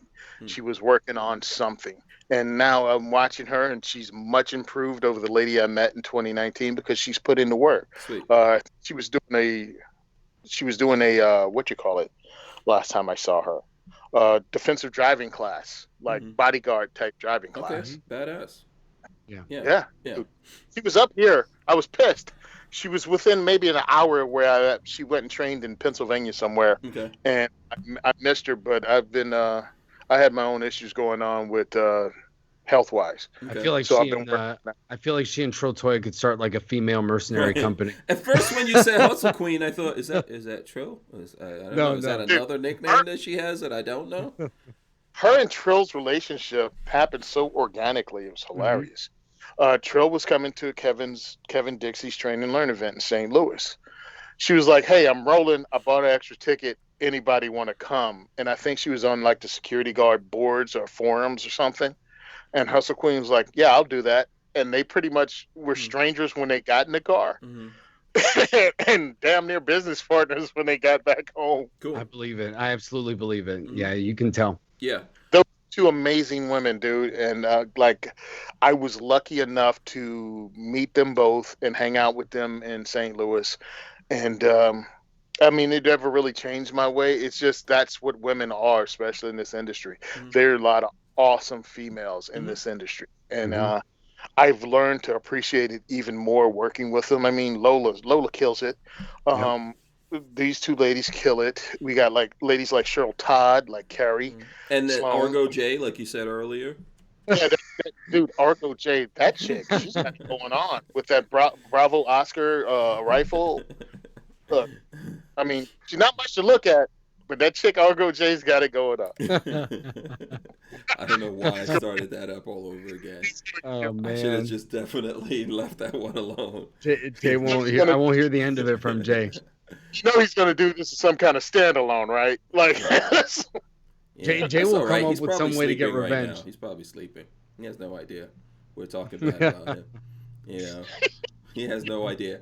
Listen, okay, so I know that we completely got off on a tangent there. Did you want to finish? I don't even know what was I even saying before that. You just threw me off track here. You were talking about how your ringtone is some slave chains. No, it was before that. I was on a roll, man. Oh. I know I had a good point, and I just totally went. That was Joe that messed you up. That's not me. All I That know was still is I good, heard but you slave asked- chains, and I was like, wait a second, I got to get my guns.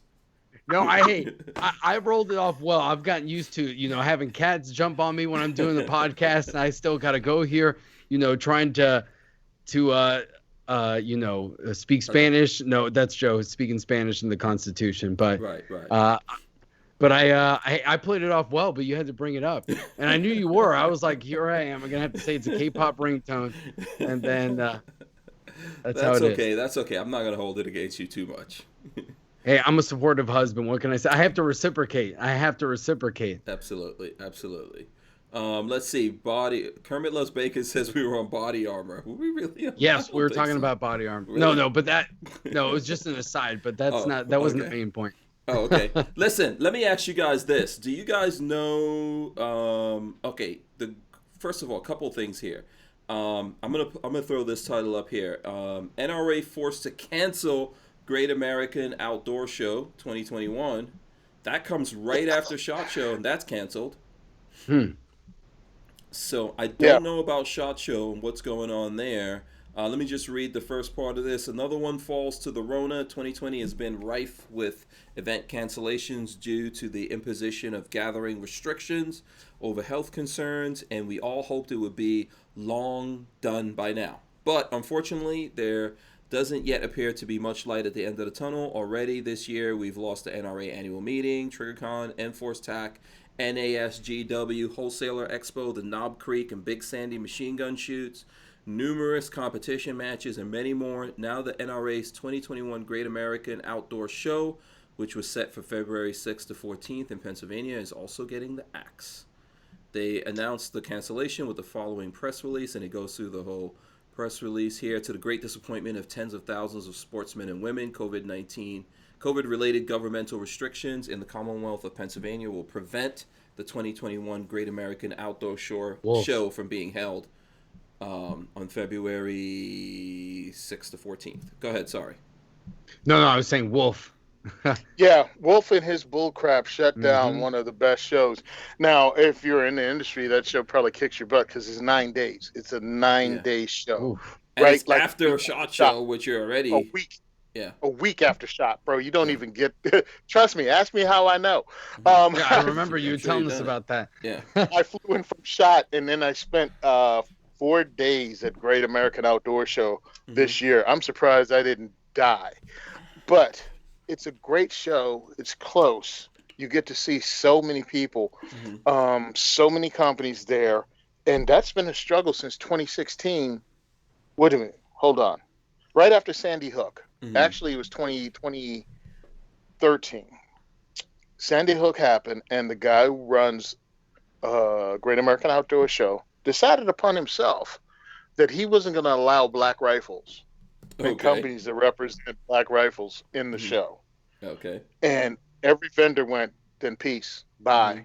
Have the show without us. You go ahead and rent that whole big farm center out. Yeah, you really expect the gun industry to go along with that one without repercussions? Like he thought the gun industry was going to leave all the black rifles at home. Right. So they told him to get bent, and the NRA stepped in because he made this stupid announcement well ahead of time. NRA stepped in and bought it up.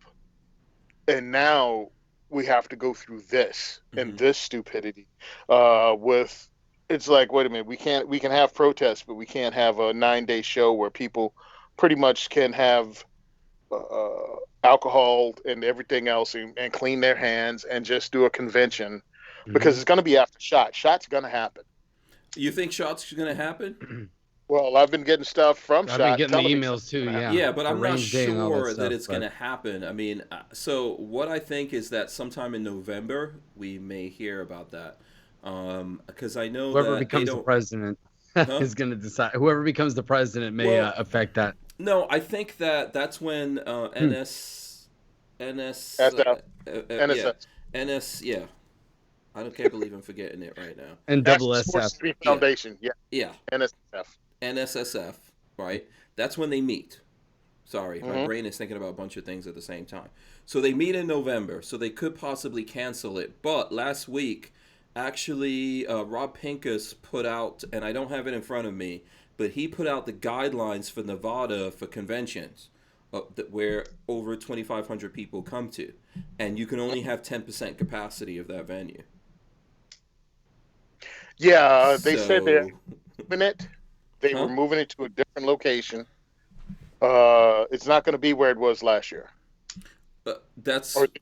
Well, I know that this year it was in the same place, but they were saying next year it was going to be in the same place and next door. There's some spaces. They're going to have the sky bridge. Yeah, that goes between. Okay. I don't know if they're going to do that. But the question is here: if you can only have 10% capacity, okay, 10% capacity is the exhibitors alone, and then the security and all the other stuff that goes. It was a whole bunch of restrictions I was reading off. So with all those restrictions, how are you actually going to do that? And then everyone's going to show up there, have to wear masks and stand in line 6 feet apart from each other, and then there has to be people there checking on you and all those different things. I really don't know what the likelihood is. I would say it's getting smaller and smaller every day. And then right now, what are we kicking into? We're in flu season again. Well, and I was also thinking just how range day is going to work because everybody's going to be touching the same guns. So are you going to have to bring way more guns than you usually do so that you do that less, so that you don't have to do it every 5 seconds? Well, they'll have to be sanitized somehow, right? Yeah, exactly. Yeah. So, and then are they going to make it? I mean, right now they're pretty generous with how they let you shoot. Sometimes they're not going to definitely be. You're going to shoot 1 round per gun. That's it. Well, they're going to. So that's why I'm saying I don't know the likelihood of this. First of all, I don't think they need to do any of that. Every year people get sick or whatever. Yeah. You know, you're taking the risk. You know, I would rather just say, okay, you guys take this risk at your. But they don't care about that. They don't care. And then you have states shutting people down. So think about this. There's going to be companies that are in states that if their employees travel out of that state and go to Nevada for something like this, they won't be allowed back in. You know, I think it's just too much. They're quarantined for 14 days. Yeah. I mean, yeah. Who's going to pay for their employees to do that, by the way? And what employee is going to go, I'm going to leave home for 3 weeks now? Yeah. Yeah. You know, I don't know, man. I think the likelihood's very slim. By the way, shout out to Elfster's Rifles and Reloading. Here's a picture of him reloading right now, looking at us. There's he threw up a ransom picture. I could see Rolando and Tony and myself right there. Nice. So yeah, shout out to all the people who reload while they watch us, man. I actually threw up a post last week. Here, I'll show my IG. And this is from Florida Guns reloading 30-06 while he was watching us last Thursday. Sweet. Shout out to him. Yeah, so I don't know, man. I don't know. And then this is canceled now. Plus, SEMA Show is canceled. SEMA Show is canceled. That's the auto accessory thing. But CES, which is about a week before SHOT Show, is canceled. What's CES? I'm sorry. The Consumer Electronics. Consumer Electronics Show, which is tech. Yeah, tech. So okay, those are your two big ones. You got cars, tech, and guns. Yeah. So that's everything the dudes want. Yeah. Except what about the adult? What about the adults? AVN happens while SHOT Show is going on. So what's their status? That'll tell you everything. If they cancel, then it's over. They scared of viruses. You can't have that job and be scared of viruses. That's what I'm saying. If they cancel, then SHOT Show's definitely done. They'll probably just charge extra. Like, they charge you money just to go anywhere over there. Like, they charge you to go into a room at that. One time I was up at SHOT Show with Lola, and I was like, I want to go see this AVN Awards. And I went and looked it up. You have to pay for everything as an extra charge. I was like, no, I don't think so. was actually across the street from the Hard Rock. My hotel, the first night I got there, was across the street from the Hard Rock where they were hosting the AVNs. Mm-hmm. And I looked across the street and I'm like, all right, it's crazy enough so I'm in Vegas, but if I walk across that street, there'll be a whole nother level of crazy I might not recover from. I'll just keep my butt here. I'm just standing right here. Yeah, no, you definitely get some stuff right there. The real NOC is out there. Shout out to Kevin Dixie. Hey. He's out in the chat. Shout out to him. Right. Smash the thumbs ups, whoever's in here. Smash the thumbs ups. I'm going to get to some other stuff right now, and you got to smash for this because we're educating you. Let me ask you this. Let me ask you guys this. KD was in the 2A rally again, remember? Yes, he was in the 2A. Yeah, we showed him earlier. Shout out to him. He was right in the beginning. Right in the beginning of the 2A rally. Now, let me ask you guys this. I want to get an answer from you. Do you know who Sacha Baron Cohen is? Yeah, of course. Who is he? Happy to a crazy time. he's a comedian that does obviously parodies like Borat and what Ali G and a bunch of other stuff. Yeah. Popular in the early 2000s. Now I would say an anachronism in 2020. Mm-hmm. Okay. So the thing is, it seems though as though there's folks out there who are not aware of him and the pranks that he pulls off. Mm-hmm. So as a public service for the 2A community, I'm gonna talk about this so you guys know. So if you're getting pranked by a dude that looks like this, and I'm gonna show it. I'm gonna show Sacha Baron Cohen. If you don't know who it is, look it up, research it or whatever, and figure him out. This is like, I'll give you some ideas of what he looks like here. He's Borat, okay, and Borat 2 is out there. He's played other characters and things like that. He's a prankster, but he's been going around and he's gotten people in the Second Amendment community already. By the way, I think he got the original founder of GOA along with some other gun guys. But this guy is out there, huh? Didn't he try something at the Great American Outdoor Show last year? Did he? There was something going around last year. Yeah, I wouldn't be surprised. Yeah. Well, no, because they tried to get Rob. But go ahead. Oh, they did. Yes, because Rob put that alert out there, didn't he? They flew him out. They flew Rob out. I was actually hanging with him, and Rob and I walked through, and we were talking, and we did a quick interview, and then he was like, "Yeah, I got to catch this Uber," and we were standing out front, and he was like, "This is giving me the willies. It's like something's not right about this," and he pretty much called it, and he and I think they got spooked by Rob because Rob was like, something's not right. And they somehow counseled on him and somebody else. And then they were like, nah, something's not right. So, he tried to get us. So a couple of things here. Real NOC gave us $5. He says, from the real NOC, stay free and armed. The tactical teddy bear has entered the chat. Ask Tony, how does it feel to be second best? Listen, Kev is number one tactical teddy bear. But understand, I'm the largest pound for pound gun bunny in America. Oh, my God. That little teddy bear thing. Yeah. But I already got the hashtag, dog. So, yeah, you do you, little teddy bear. Yeah, hey, I guess you got your answer. You still had to pay for the endorsement right now. You're here for free. Oh, that's cold. I'm sorry, Casey. I'm sorry. And Rolando just got disinvited from all future NLC events right there. Kevin Dixie's making notes right now with a red pen like a black Santa Claus. Puerto Rican pistolero, naughty.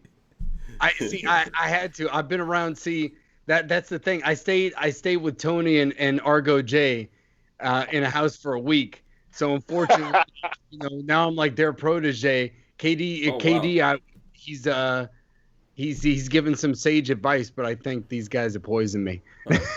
Okay. Obviously, you didn't get KD. You obviously didn't hug him tight enough. I won't bring up coffee. I'll let Tony. I don't think he got hugged tight enough. Okay. Oh, hashtag six creamers. Oh, thanks for reminding me, bro. I'm bad tonight. I'm bad. I forgot. Kevin Dixie, you ain't a teddy bear. You're a kitten. You're a kitty cat. Cats like creamer. Right. I'm gonna try to stay out of this one. Rodney Brady says, like it or not, Borat was crude and funny. But here's the thing. So there's a Borat 2 or something like that out, and they caught Rudy Giuliani out there. You know, I think this second one, he has like a daughter, which is like a grown ass actress, but playing a character of someone who's 15 years old or something like that. And Giuliani got caught out there. I'm not a fan of Rudy Giuliani. I've always said that. I'm not a fan of his. I grew up in New York City. I don't really see the whole Giuliani thing the same way that other people do. But at the end of the day, I think it's a warning sign to folks out there that these guys they're coming hot and heavy, and don't jump at every opportunity that gets thrown at you. And you might not see, Giuliani didn't see Borat or Sacha Cohen, Baron Sacha Cohen. He saw this chick, and they got him. They played him. You know, regardless of what he says about it, he obviously didn't do anything horrible on camera, and if she was of age and all that kind of stuff. But, you know, just don't get caught out there, man. Don't act like, you know, people didn't warn you. So. Hey, always act like people watching. Always act like your grandparents watching. If you always act in a way that you fine. Mm-hmm. You fine. Yeah. So. Oh man, he's hurt now. I'm sorry. Oh wait, hold on. Kevin Dixie's mad. No, he's hurt. He's hurt. He says, "Damn, Rolo," and then he put the teardrop emoji. Nice, dude. You made Kevin Dixie cry. Oh man, shame on you. The only time Kevin Dixie cries is when he runs out of Southern Pecan creamer from International Delight. Oh boy. Oh boy. Yeah, no, hey, Katie will never steer you wrong. If you need to know a good place to eat, Katie will never steer you wrong, though. What are you trying to say? Always. No, I'm saying that if you need a good recommendation, he knows the places to go. He will always give you a good recommendation. I haven't been disappointed by any recommendations that Kevin Dixie has given me when it comes to food. Mm-hmm. I'm telling you right now, though, if they cancel Shot, I'm upset because I've really been looking forward to Yardbirds. Yes, that's what I was going to say. Yardbird. Yeah. Yardbird. Katie went down here. Kevin Dixie says, "I hate y'all." Yeah. That wasn't me, Kevin Dixie. I didn't participate in that. I let them do it. I just stood off to the side. I did laugh a little bit. I got to admit, it was a little funny. Yeah, yeah, like you know, just the bombs. Yeah, listen, you don't need Tony Simon. You don't need Rolando. Come on, you don't need those two, man. You don't need them. You know, you can get the other half of that. You know, Latino locked and loaded, man. The better half. Yeah, I would. Yeah, you know. Yeah, I mean, you could have Kev on with the girls, Latino locked and loaded, and Orgo J. Going in. Going in on that one. Somewhere his ears are burning right now. He's feeling it. I'm going to get a phone call after this. You or I are going to get a phone call after this, Tony. By the way, one last thing before I get away from Sacha Baron Cohen. Did you guys know he was married to Isla Fisher? Yes. I didn't know that. Yeah. I don't even know what an Isla Fisher is, bro. She's the chick who looks like she looks like Rachel McAdams. You know, there's these chicks in Hollywood who look like each other and you could hardly tell. There's a lot of people in Hollywood like that in movies. But Isla Fisher, that's his chick right there. You know? Yep. And Amy Adams, there's a picture of Amy Adams and Isla Fisher. So anyway, that's just a little that's just a little thing there. Yeah, I didn't know that she was married to Sacha Baron Cohen. My condolences to her. On that one. Whatever. Hey, listen, he's been trying to look for work. I mean, he did Borat. He tried to get the Second Amendment people and that fell apart. Mm-hmm. I forgot who he got. Was it GOA? I know he did. The what's the name of the guy that originally founded GOA? What's his name's dad? I'm forgetting the Eric. Eric Pratt. Yeah, he got his dad. This is probably why Eric Pratt refuses to come on our show, by the way. Because when that happened, I talked about it and I was like, come on. You know?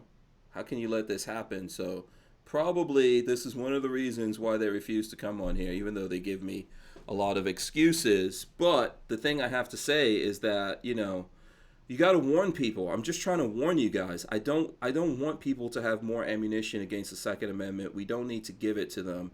we should think about everything that we're doing, and don't, listen, there's nothing wrong if these guys con you unless they make you do something really stupid, but that's on you. Yep. You have to be the person to go, no, what's going on here? So I was looking at that thing with Giuliani. Giuliani went into a bedroom with this reporter chick and then touched her on the lower part of her back. Why? There's no reason why you should be doing that. I don't care. If Lola sees me doing that on something, she's not going to want to hear nothing about Borat. Oh, no. I want to know why you put your hands on that woman right there. Nope. Borat's going to be the sound that I make as I hit the sidewalk after she throws me out of a window. Yeah, Crump says Larry Pratt. So, listen, it's unfortunate that happened. I'm not happy about that. The thing that we could do is just let people know all this crap has been going on. So, well, you have to assume in 2020 that you're always being filmed. Everybody's got a camera now in their pocket and a microphone. So. Especially when we're out doing events that we do, there's going to be a lot of people that don't want us to succeed. So you have to assume that they'll use any means necessary to make sure that we make a fool of ourselves or that our message doesn't get out. But it's not on them. It's always on you. So whenever it is. Yeah. Whenever I do interviews and stuff like that, I always record it because who knows? And then they could still go out there and say whatever, and it may not matter that I say, hey, I didn't say it like that, because if that makes bigger news, then that's bigger news. But at least you've got to just be aware in your mind. You've got to be paranoid and think about what you're doing. And if it feels wrong, don't freaking do it. Remember what happened to Virginia's Citizen Defense League with what was her name? Katie Couric. They did the interview, and she sliced it and made it. They cut it in such a way. It look like a bunch of idiots. Yeah, that's true. Meanwhile, they made sure they recorded the whole thing, so they were able to throw it back. And pretty much, she disappeared after that because she was proven to be a piece of garbage that manipulated an interview. Yeah, well, Trump just did that with 60 Minutes. Yeah, exactly. Yeah. That's what I was just going to say. Yeah, Leslie Stahl, right? That with Trump. Yeah, and he's just putting out the whole interview now. He put it out, and you could see how she just kind of went after him the whole time, and she seemed unprofessional. When they cut it, she looks like a hero, and he looks like a fool. But he's like, no, I'm going to drop the entire interview right now, before you guys do the raw footage, and then everybody could see why I walked out. So I was like, that's awesome. I mean, if you're confident, that makes you look good. Yeah. There's a lot to say. CYA, you have to cover your butt now anytime. Yeah, absolutely. Unfortunately. Yeah, it's just the way that it is, And like I said, for especially if we're not the big time people out there, look, that same thing happened to Noir with Killer Mike. People try to misconstrue that whole thing, and then it got flipped and all that. Noir put out the whole interview because people were using part of it, and it all became a thing. Eventually, Killer Mike backed off of a lot of what he was saying, but I get it. If these guys are saying we're going to cancel tour dates and everything, you got money involved, fine. But we're in the business of doing this, and we don't want to be the ones. It could happen. If it happens, hey. But I'm just trying to get people out there to realize that you need to be paranoid. Don't just be happy that someone wants to interview you and jump, headfirst into that without thinking about it. So. And I've done that, and as I'm doing it, even though I didn't say anything at all, that would be, I'm like, but somebody could cut it up. I only kicked myself in the butt because it happened to Shot, and I was like, dude, I didn't record this, so they could splice this any way they want. Wait, someone try to set you up to say something? No. It was just an interview, and it was with someone a lot of us know, but he did an interview with me, and I did not know him. And it's not like I asked for ID and you have your YouTube channel on your ID. I don't know, what his real name is. But it was all legit. But I just realized I'd put myself in a position that could be bad. And all right, I got to keep it in mind if I'm doing an interview to record the interview. That's all. Yeah, unless you know that. I mean, if it's someone it's all good or whatever. Things could go wrong or whatever. Just be a little paranoid is what I'm trying to say. Be a little paranoid. The things that are coming at us here in the next couple of weeks, when these guys find out about the silent majority and they lose, they're going to be really mad. And all bets are going to be off. Sadly, they don't know why they lost the first time. That's the funny thing. Like their fantasy about why they lost has nothing to do with reality. I'm like, no, that's not. Like, no, that's not who voted for Trump. I know people that voted for Trump that don't fit in the demographic you think. Let's just say Chelsea Handler be real busy and kind of sore if she knew how many brothers voted for Trump and she had to have sex with us all to stop us. And I ain't getting in that line because she ain't that. When you leave with something, you think the AVN is dangerous. Okay, people are still throwing up the news about Amy Coney Barrett. Battle Chris says, so I'm reading about the ATF turning AR pistols into AOWs. I don't know specifically about the AOW thing. I know they're trying to make them into SBRs.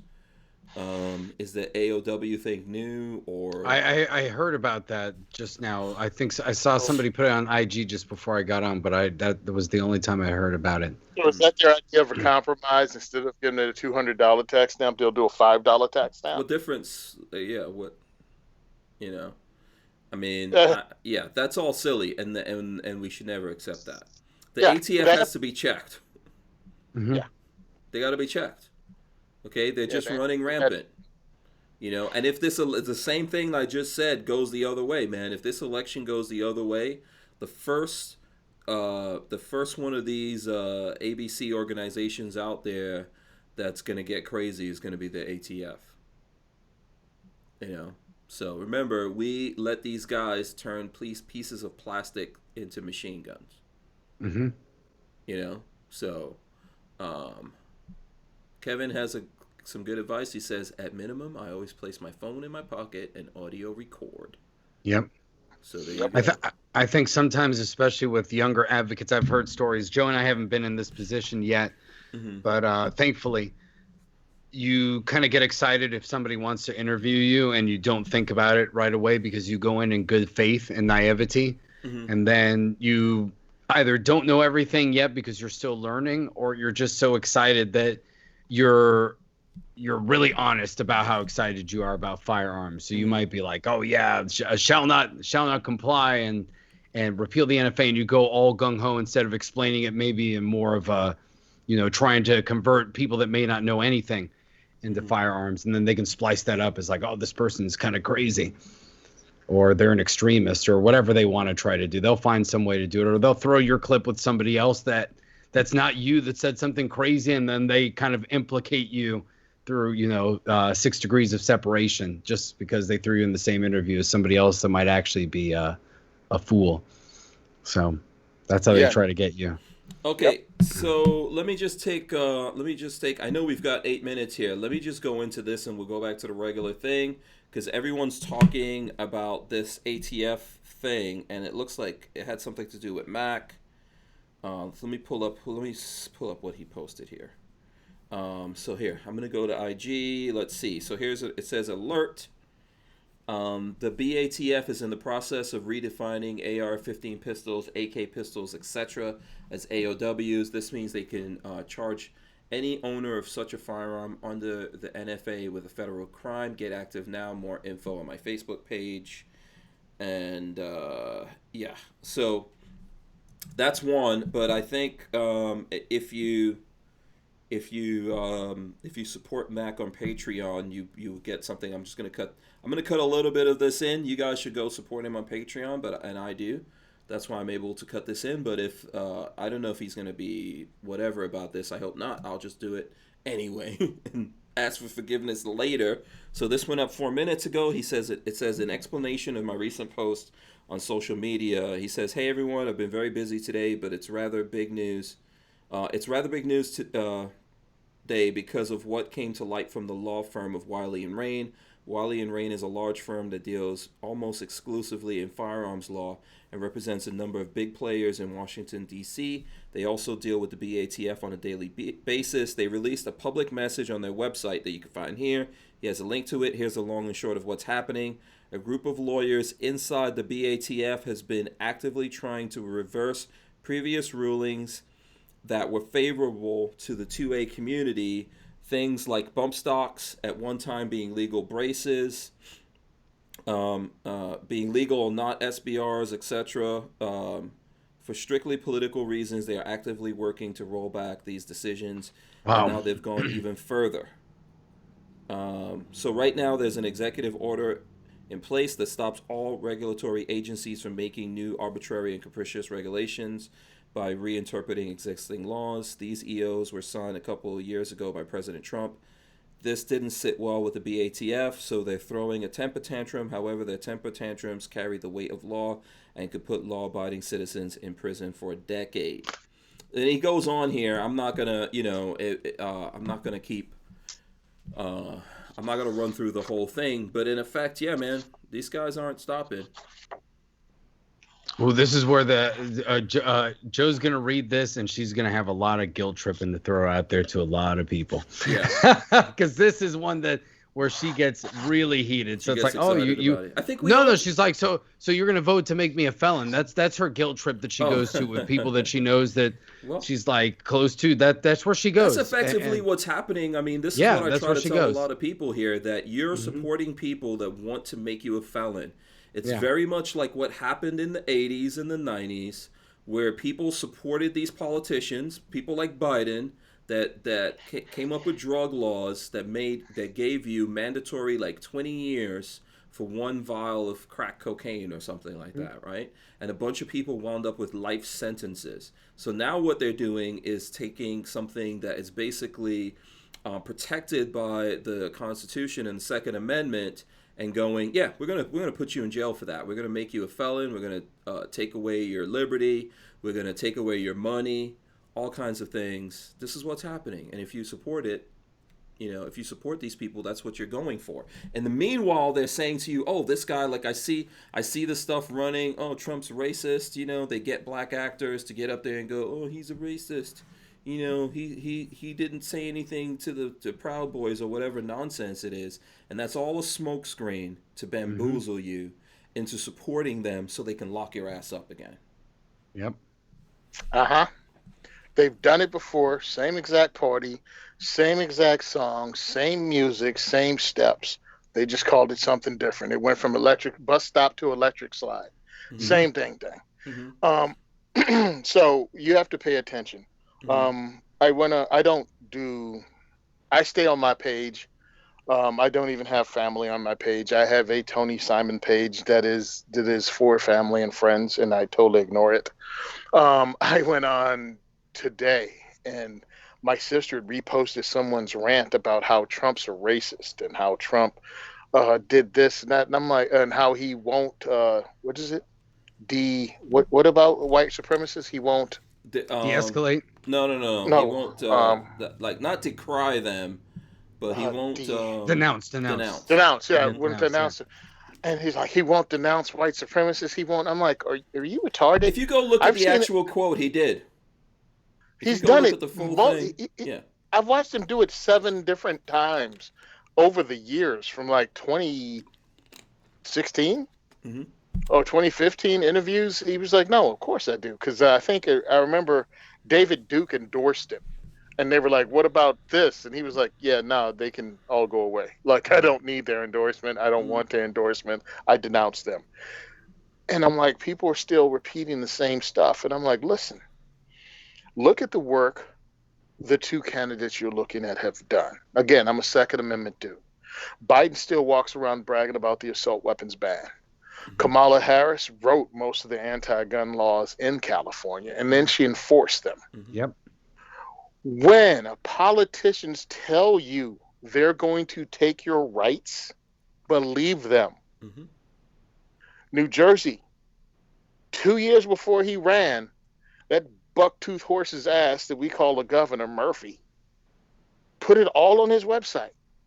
Everything from the magazine bans on down, that he, including the raising of the fees to hundreds of dollars to exercise your Second Amendment rights in New Jersey. He said he was going to do that. He attempted to do it all. If a politician tells you he's going to take away your civil rights, believe him. That's what the guy did in Virginia. Fight him. And then fight him with every ounce of your energy and your social media and anything else you can do. Because even if you don't use that civil right, you never know what the future holds, as 2020 has proved almost weekly. Yeah. Well, we were talking about elites and stuff like that and guns. Who's buying all the guns right now? There's a lot of people in Hollywood, a lot of these elite people around the country that are responsible for going into these states and you know, bringing their communistic ways of voting into those states. Now they're scared, right? When they see other people saying, "Oh, let's get rid of the police, defund the police," when they see all this stuff happening, when they see the people they elected releasing prisoners, right? They go, "Oh, wait a second." 2,000 in Jersey alone. Yeah. 2,000 Jersey alone coming up. Maybe you might need a gun. They're the ones buying guns. Yeah, well, you know, they have to look back against past this prologue. So you have to look when, if people will understand the reference, let them eat cake. When the celebrities are telling everyone that they can eat cake and they're so detached from reality, they're going to find out when people bite the hand that feeds them. That's essentially what's going to happen. Their entire lives are dependent on the people that are the normal, everyday Joe and Jane out there just trying to live their lives, that fuel the entertainment industry with our money. That's where they get it from. It's us. So just like the government gets money and power from us for voting for them and giving, you know, allowing them to take money away from us in taxes, celebrities get that money from us. But it's even more egregious because we give it to them willingly, and we need to learn better. And that's why we have to hold them accountable. And they're starting to figure it out. Like, oh man, COVID showed people just how irrelevant we are, because there's no new movies out there. There's no new shows. So you see all these celebrities trying to live stream and do all this stuff. And you see like 15-year-old kids that have been on YouTube for 4 years that have better production value than Oscar-winning celebrities. And you're like, and you see the frauds that they are. So, you know, it's almost like these young Generation Z and millennials, some of them, ironically enough, are bigger entrepreneurs and sell themselves better than celebrities do. Yeah, and they coincidentally have to make things worse for you before they make it better. They have to do lockdowns over a virus that's just a more aggressive strain of the flu. They have to lock everything down. They have to release prisoners. They have to, you know, lock you up if you don't wear a mask. All of this stuff that you see going on are the things that they have to do. They have to make your life miserable so that they can make it better. Think about that. Because you couldn't have done this. You couldn't have, like, pulled off this sham otherwise, right? Life is too good. Life is too good now in general. And I know there's always going to be people that have less.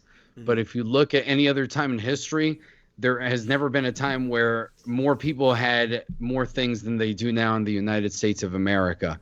And it gets better. But so because of that, they have to find ways to shatter our lives and get us back in check. Because if not, then we're like, hey, this is great. Like I can, sure, things are tough, but I can pull myself out of the situation. And I think most people can. Obviously, there's going to be exceptions to every rule that, you know, there are people that are going to need help. But I think generally in the 2000s, I think a lot of people in America probably felt before the, you know, economic crisis and things like that, I can make it here. I can do this. I can figure it out if I work hard enough, and I can find other good people that are willing to help and you know, raise one another up. And so they're like, we can't have that. We can't have that at all. Yeah. Crisis is needed for you to give up control so the government can make it better. Yeah. They need to have bad things happen. When everybody's nailing it, when you have that job that you're making money and you're not worried about tomorrow, when you've stepped away from living paycheck to paycheck and you're doing a little all right, well, then you don't need the government. Matter of fact, you want the government more out of your life because the government's reaching in your pocket and getting some of that paycheck before you do. But when the wheels fall off when they create another crisis, like they continually do, they always tell you, just give us a little more of your freedom, some more of your rights, and we can make it all better. And I can almost go decade by decade, and you can watch how the government screwed it up, but they're 100% telling you they can make it better if you just give up some of your freedom. Absolutely. Every time. I can tell you that I always have the cure ready to go. I always have the cure ready to go. Listen, we hit 9 o'clock. We could probably keep going here.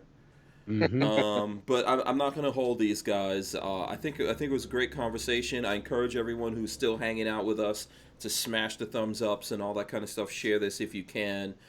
Yes, S-Man7290 says ACB got voted in. She's about to be sworn in tonight. That's awesome. We're going to all check that out. I want to encourage you to go support these guys. Tony Simon, 2nd for Everyone, as well as Rolando Puerto Rican Pistolero. Yes. Right? You got it. Is it Latinos Locked and Loaded? Locked and Loaded Latinos. Locked and then and Joe Loaded is Latinos. Yes, and Joe is Latina Locked and Loaded. Yeah, see, that's too confusing. That's too confusing. That's just too much. Okay, we're on the lifestyles of the Locked and Loaded. I don't know. Whatever. It's all good. It's alliteration like crazy, and it's all L's. Yeah, I'm telling you. So listen, here's what I'm going to do with these guys before we get out of here. I'm going to ask everyone to tell you how you guys can help them out and support them. Let's go to Rolando. Rolando, how can the folks out there help you out, support you? Well, like has been the like we've been saying all night. I am Puerto Rican Pistolero. That's where you can find me on all major social media platforms. Are you sure? Are you sure? Yes, I'm 100% sure. My wife and I together are the Locked and Loaded Latinos, and we have a podcast every Sunday night at 7 p.m. Eastern. You can check us out on our YouTube channel on every audio platform. Check us out on IG. And my wife is Latina Locked and Loaded. I believe that she's going to be on with Rebecca Schmoy on Wednesday, Hank, on your show. On this show? So, yeah, I believe so. All right. Cool. So you can check her out then. Tony's laughing. I have no idea. All right. Lola's running it behind the scenes. We know. Yeah, I do the best I could do. Sometime during the evening, I get ready. I do the show. You know, otherwise I'm like editing or doing whatever else. Tony Simon, tell the folks out there how they can support you, how they can communicate with you, all that good stuff. Awesome. Tony Simon on Instagram. I'm Simon Says Train. I run an organization called The 2nd is for Everyone. The 2nd is for Everyone. You can go to diversityshoot.com. You can find me there. You can support me through donations with PayPal, GoFundMe. You can become a Patreon to our 2A4E podcast, which is one of the best weekly podcasts that come out every month. So come and join us and follow us. I also have a contest with the Bubbles t-shirt. If you go, you can learn about it. Troy Industries and Epic Eyewear, along with Ursula Williams from Center Mass Podcast, working with me. We sell these t-shirts with my face on it, and it says, Tony Simon Says Hi from the Planet Love Sean. The funds from these shirts go to Operation Blazing Sword, which is a LGBTQ group that teaches gay and lesbian people how to shoot guns and firearms for free, and also Operation Pink Pistols. And Pink Pistols. The funds are split between the three of us. We use it to try to make life better and grow the Second Amendment community. Again, you can support me through diversityshoot.com, where I also have t-shirt sales and stuff like that. Help if you can. We put on an event every month this year right now in Pennsylvania because we can't operate in Jersey. The New Jersey governor hasn't opened the ranges up, but we are not stopping the signal. We just went across the border. Next event is November 19th. Pirate Radio. Exactly. November 19th at the Heritage Guild in Easton, PA. I will not stop this. Come there. We're going to have food. We're going to have fun. You can win this knife. Along with a lot of other gear. Yep. And it's just going to be fun, man. We introduce people to Second Amendment groups in both Pennsylvania and New Jersey that they can join the fight. Absolutely. And you can bring your gun-owning somebody doesn't even own a firearm. Bring that dude that's always asking questions. We'll answer them. bring that person that probably is a little bit anti-gun. We'll talk to them. Yeah, absolutely. Latina Locked and Loaded Lola says she wants a wrench. I guess she wants to drop the wrench on the chains on Rolando's chains. I don't know what that means. Oh man, I don't know what that means. Listen, thanks so much to these guys for being here on the show. I appreciate that, as well as you all hanging out here with us. If you're still here, smash the thumbs ups, all that kind of good stuff. Big thanks to Franklin Armory for helping us put this podcast on. We appreciate that. I will be back tomorrow. We will be back with the show. Armament and Axes gave us a late couple of bucks here. He says, "Take my money, Dork Hank." Laugh out loud. There you go. It's all good. I'll take it. I'm going to run in the end right now. Sit tight right there. Here we go. Here's the end. Boom. Make sure you guys subscribe here to the channel.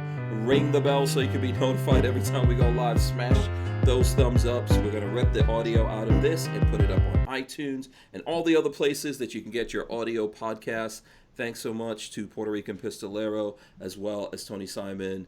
I really appreciate it. Okay, we are out of here. See you guys. Peace. Who wants the last word? Last word.